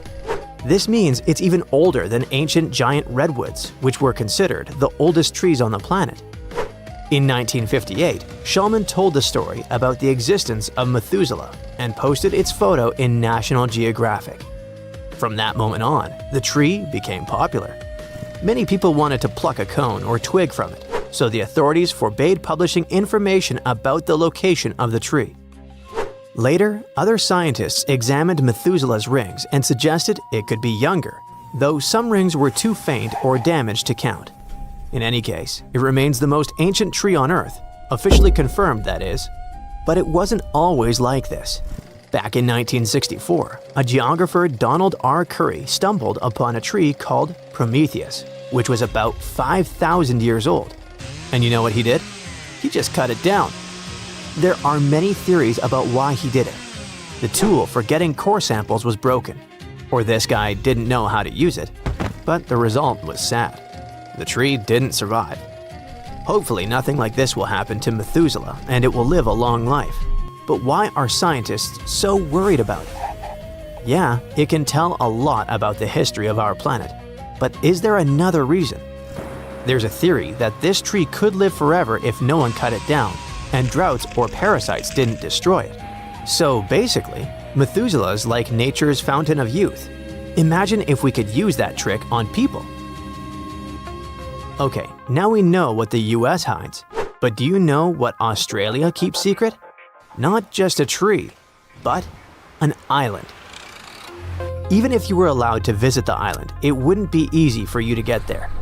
The island is located between Australia and Antarctica, somewhere in the middle of the ocean. But it's unlikely that you would get such permission. The fact is that Heard Island is completely untouched by humans, and Australia wants to keep it that way. You'll find little reliable information about this island on the internet. All we know is that the island has 2 active volcanoes, Australia's tallest mountain, and several glaciers. But you know what the coolest thing is?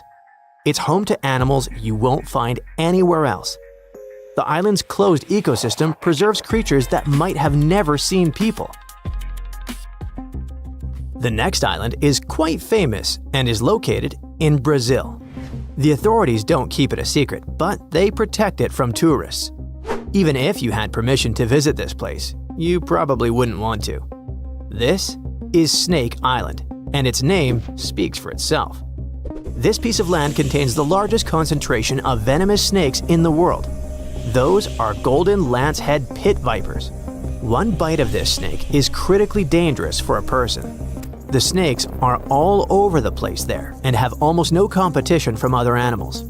Only specialists capable of handling these reptiles can visit the island. Lots of secret places stay off limits because humans can mess them up without meaning to.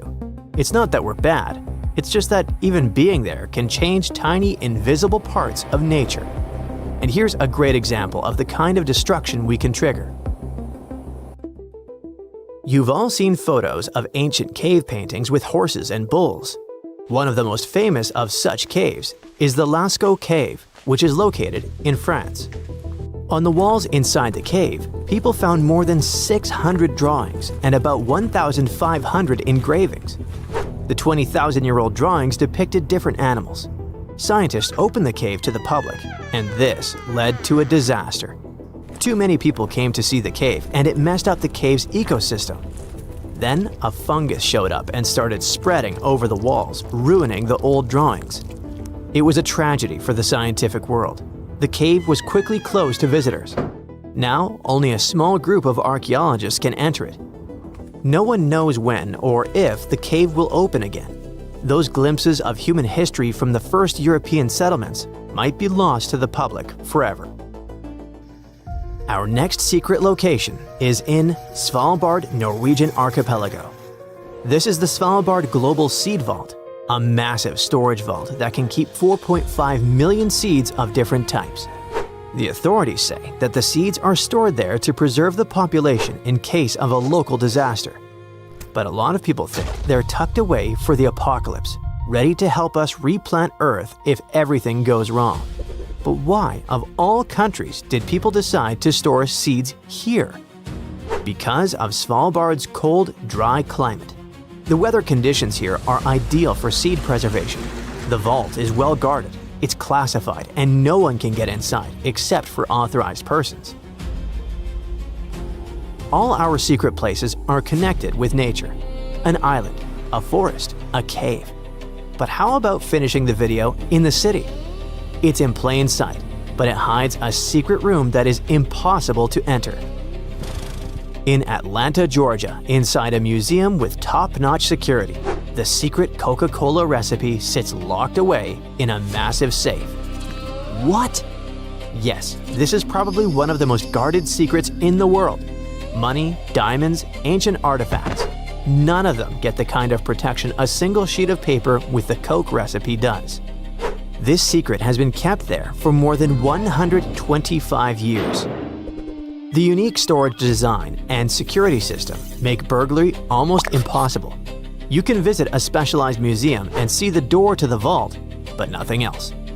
Sure, it sounds a little crazy to guard a single piece of paper, but then again, this drink has made the company billions.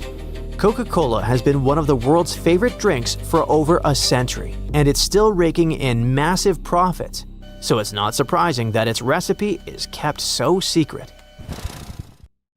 Beneath the frozen surface of Uranus's moon, Ariel, something massive may be hiding, an ocean more than 100 miles deep. That's 40 times deeper than the Pacific Ocean, and it's been sealed up under ice for billions of years, waiting to be discovered. So Uranus is this pale blue gas giant way out there, the loner planet that never gets much attention. But recently, scientists turned their telescopes and computer models toward one of Uranus's 29 known moons, Ariel. Compared to its sisters and brothers, Ariel's got quite a unique personality. When the Voyager 2 spacecraft flew by in 1986, it caught some photos showing an oddly smooth surface peppered with craters, fractures, and valleys. Those details might not sound exciting until you realize what they mean. This moon was geologically active, moving, cracking, and reshaping itself like Earth does. That's rare in the outer solar system, where most moons are just frozen popsicles, quietly spinning around their planet. When scientists studied those fractures, technically called grabens, they found something strange. The pattern of these cracks looks exactly like what happens when there's pressure building underneath the surface, like a balloon stretching before it pops. It's as if something deep inside Ariel was pushing outward, warping and breaking the crust. The most logical culprit would be a subsurface ocean, which was once warm enough to push against the icy layers above it. An ocean sealed under miles of ice, hidden for billions of years. So, how would something so far from the Sun even have liquid water? Well, Ariel's orbit isn't perfectly circular, but slightly oval, which scientists call eccentric. That means as it circles Uranus, the gravitational pull changes a little each time. The constant tugging stretches and fluxes the moon's interior, creates friction, and voila, generates heat. Combine that with natural radioactive decay inside the rocky core, and suddenly you've got enough warmth to melt ice deep below the surface. So Ariel might have been making its own geothermal spa out there in the middle of nowhere.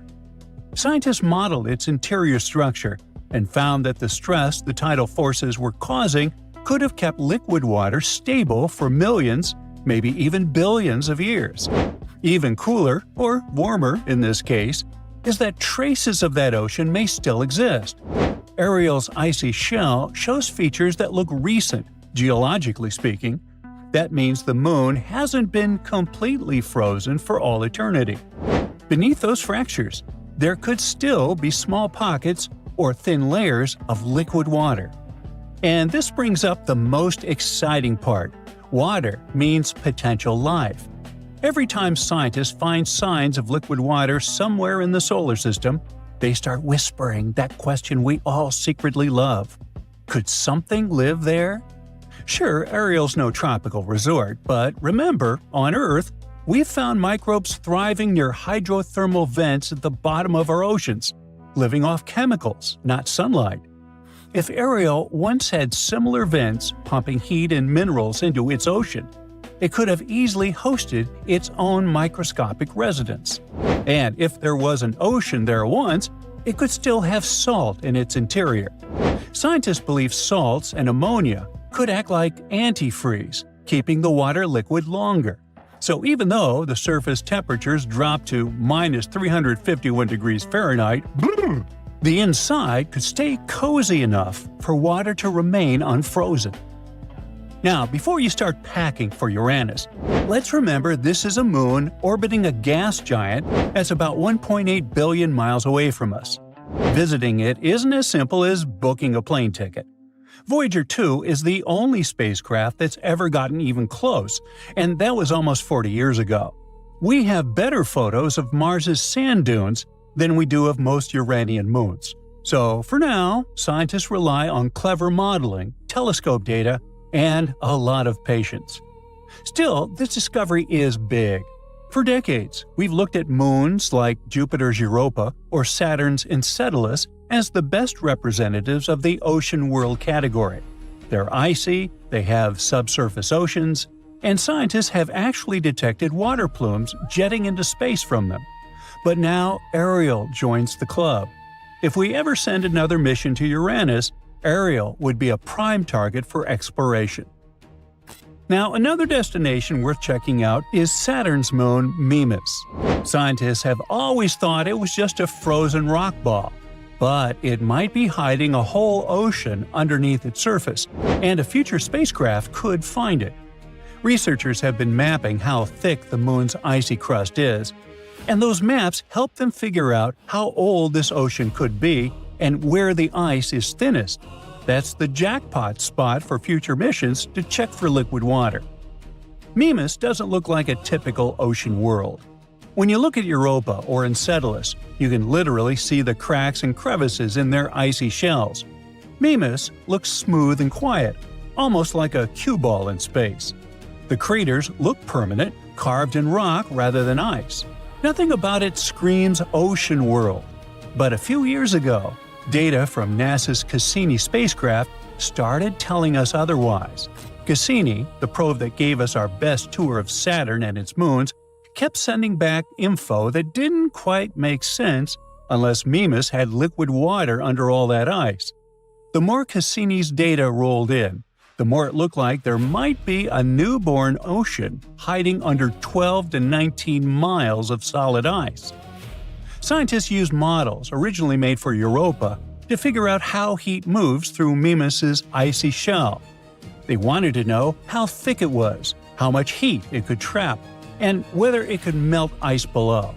And they found that once melting starts on Mimas, it doesn't stop. It accelerates, and really quickly. All that melting ties back to Mimas's orbit. The moon doesn't orbit Saturn in a perfect circle. Its path gets a little stretched. That oval shape means the moon gets pulled and squeezed by Saturn's gravity as it orbits. The same way the moon's gravity gives us tides here on Earth, Saturn's gravity tugs on Mimas. But instead of water tides, it's flexing solid ice. And that flexing creates heat. So, at some point, something kicked Mimas into a slightly weirder orbit, maybe a collision or a gravitational nudge from another moon. The inside of Mimas heated up, melted some of its ice, and created an ocean under the surface. But then, gravity slowly started to pull Mimas's orbit back into a circle again.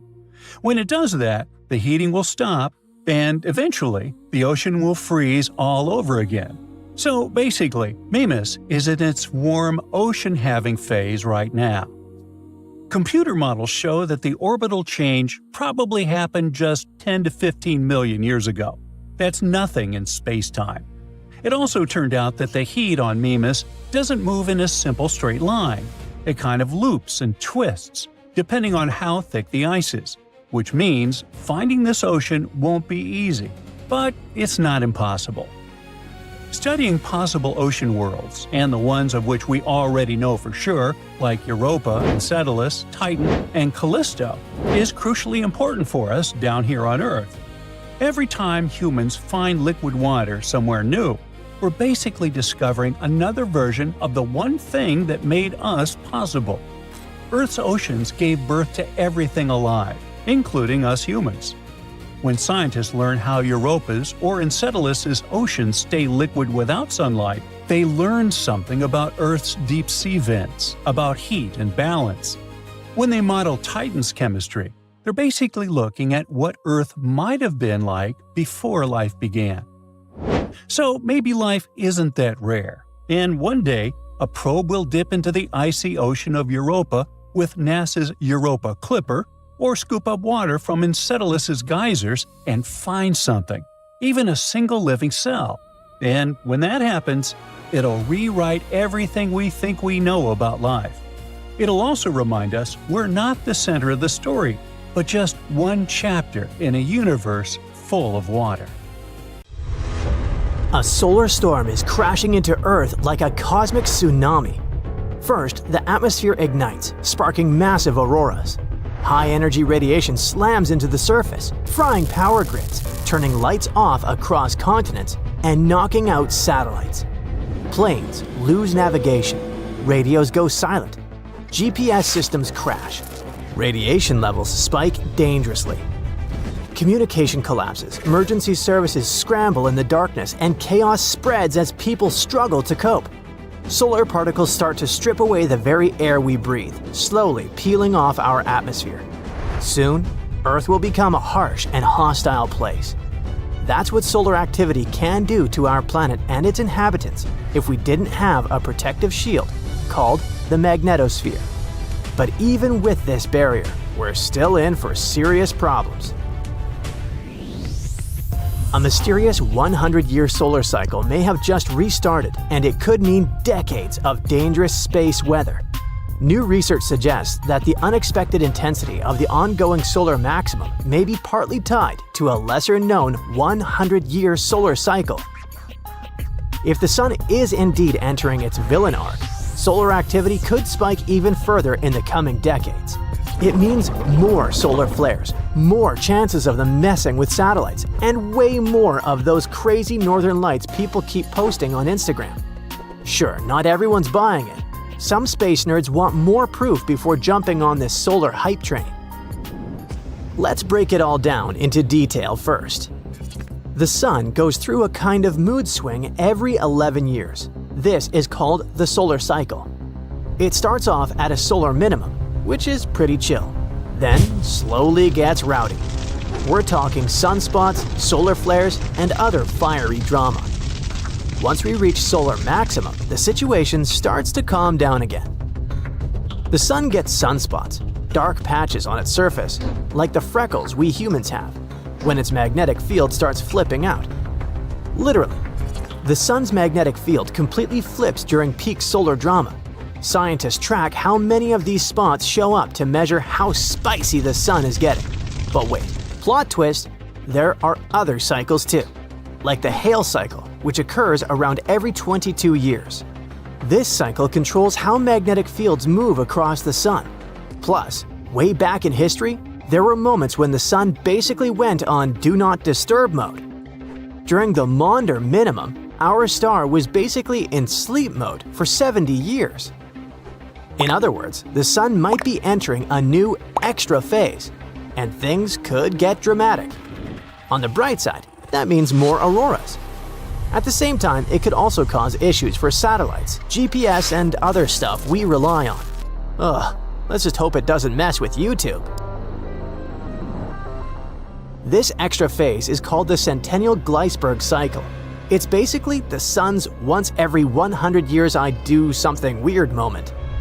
Scientists think it messes with how intense sunspot cycles get. No one has fully worked out how this cycle works yet, but some low-key sloshing of magnetic fields inside the Sun might be causing it. Yep, I did say sloshing, like a giant cosmic smoothie.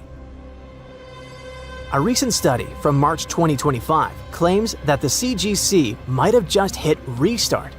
That could explain why this current solar maximum, the Sun's drama phase that started in early 2024, is being so weird and unpredictable. How did researchers figure this out? They looked at something called proton flux. Basically, it's how many positively charged particles are flying around in Earth's radiation belt. There are 2 of these belts, shaped like donuts that wrap around Earth, full of particles from the Sun. The thing is, when the Sun is active, our upper atmosphere swells, which makes the inner radiation belt lose some of those protons. And when the Sun is chill, proton numbers go up again. So those protons have been increasing for like 20 years. but just started to drop in the past year. Which basically screams CGC has just hit minimum. Time for the sun to crank it back up. The data came from NOAA satellites that flew through the South Atlantic anomaly, which is like the Bermuda Triangle of space. It's this bizarre zone over South America where Earth's magnetic field is weaker and space radiation gets closer to Earth. This area is perfect for observing proton activity without sending a satellite into the actual danger zone. So, right now, we're probably nearing the end of the sun's current chaos phase, aka the peak of solar cycle 25. Back in May 2024, it hit us with one of the craziest geomagnetic storms in 500 years or so. And yes, that means super bright auroras lighting up skies all over the world, even in places that usually only get clouds and vibes. But the scariest thing? This wasn't supposed to happen. During the last cycle, the sun was oddly calm. So NASA and NOAA looked at that and thought that the next solar cycle would probably be the same. No biggie. Well, they were wrong. And they even admitted it. Now, scientists think that SC24's quiet phase was because of the Centennial Gleisberg cycle being at its low point. That probably made it the quietest sunspot cycle in 100 years. So now that SC25 is lit again, pretty literally, it might just mean the sun is back to doing what it normally does, being a little chaotic and wild. Recent studies think the CGC minimum is finally over. That would explain why the current solar activity is turning up the heat, and why the last one felt like a cosmic snooze. An even cooler thing is that a 2024 study used AI to analyze sunspot patterns and found that CGC might be messing with our forecasts more than we thought. And if this long-term mood swing of our star is really back on the rise, future solar cycles could be just as wild as the one we're in now, or even wilder. After all, we've just passed the CGC's low-energy mode, and we won't hit the next maximum for another 40 to 50 years, around solar cycle 28. That's a few decades away, but the sun's already throwing tantrums. The scariest part is that future solar activity might be twice as intense as what we're seeing now. You might be wondering right now, why should I care? Well, because when the sun freaks out, it messes with our stuff, especially in space.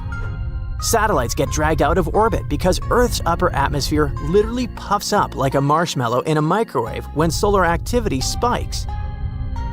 And this has already happened to a few spacecraft recently. And with tons of private satellite mega constellations like Starlink and its squad, the risk goes way up. There are some, even though those are few, that might not be ready for a full-blown sun rage event.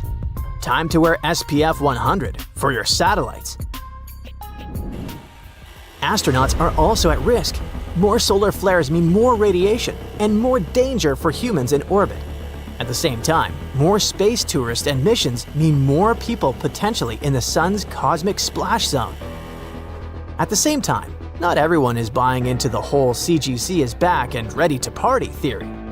Some experts say it's a cool theory, but we shouldn't get carried away. The thing is, the proton flux, those space particles we've been watching, only started dropping last year. That's not a lot of time. It might just be a short-term dip, like the sun sneezed and now everyone's freaking out. Also, we've only been able to track this stuff properly for 30 to 40 years or so, which is basically nothing in sun time. So there's no solid before and after data to compare CGC cycles and say, yep, this is definitely a pattern.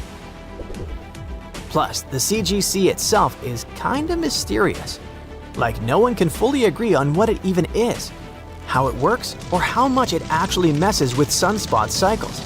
It's like the Bigfoot of solar science, blurry, weird, and causing drama in group chats. But even skeptics admit that the new study is interesting and well-intentioned, and that it might help us predict future solar cycles better. We just need more time, more data, and better definition of the CGC before we treat it like the ultimate weather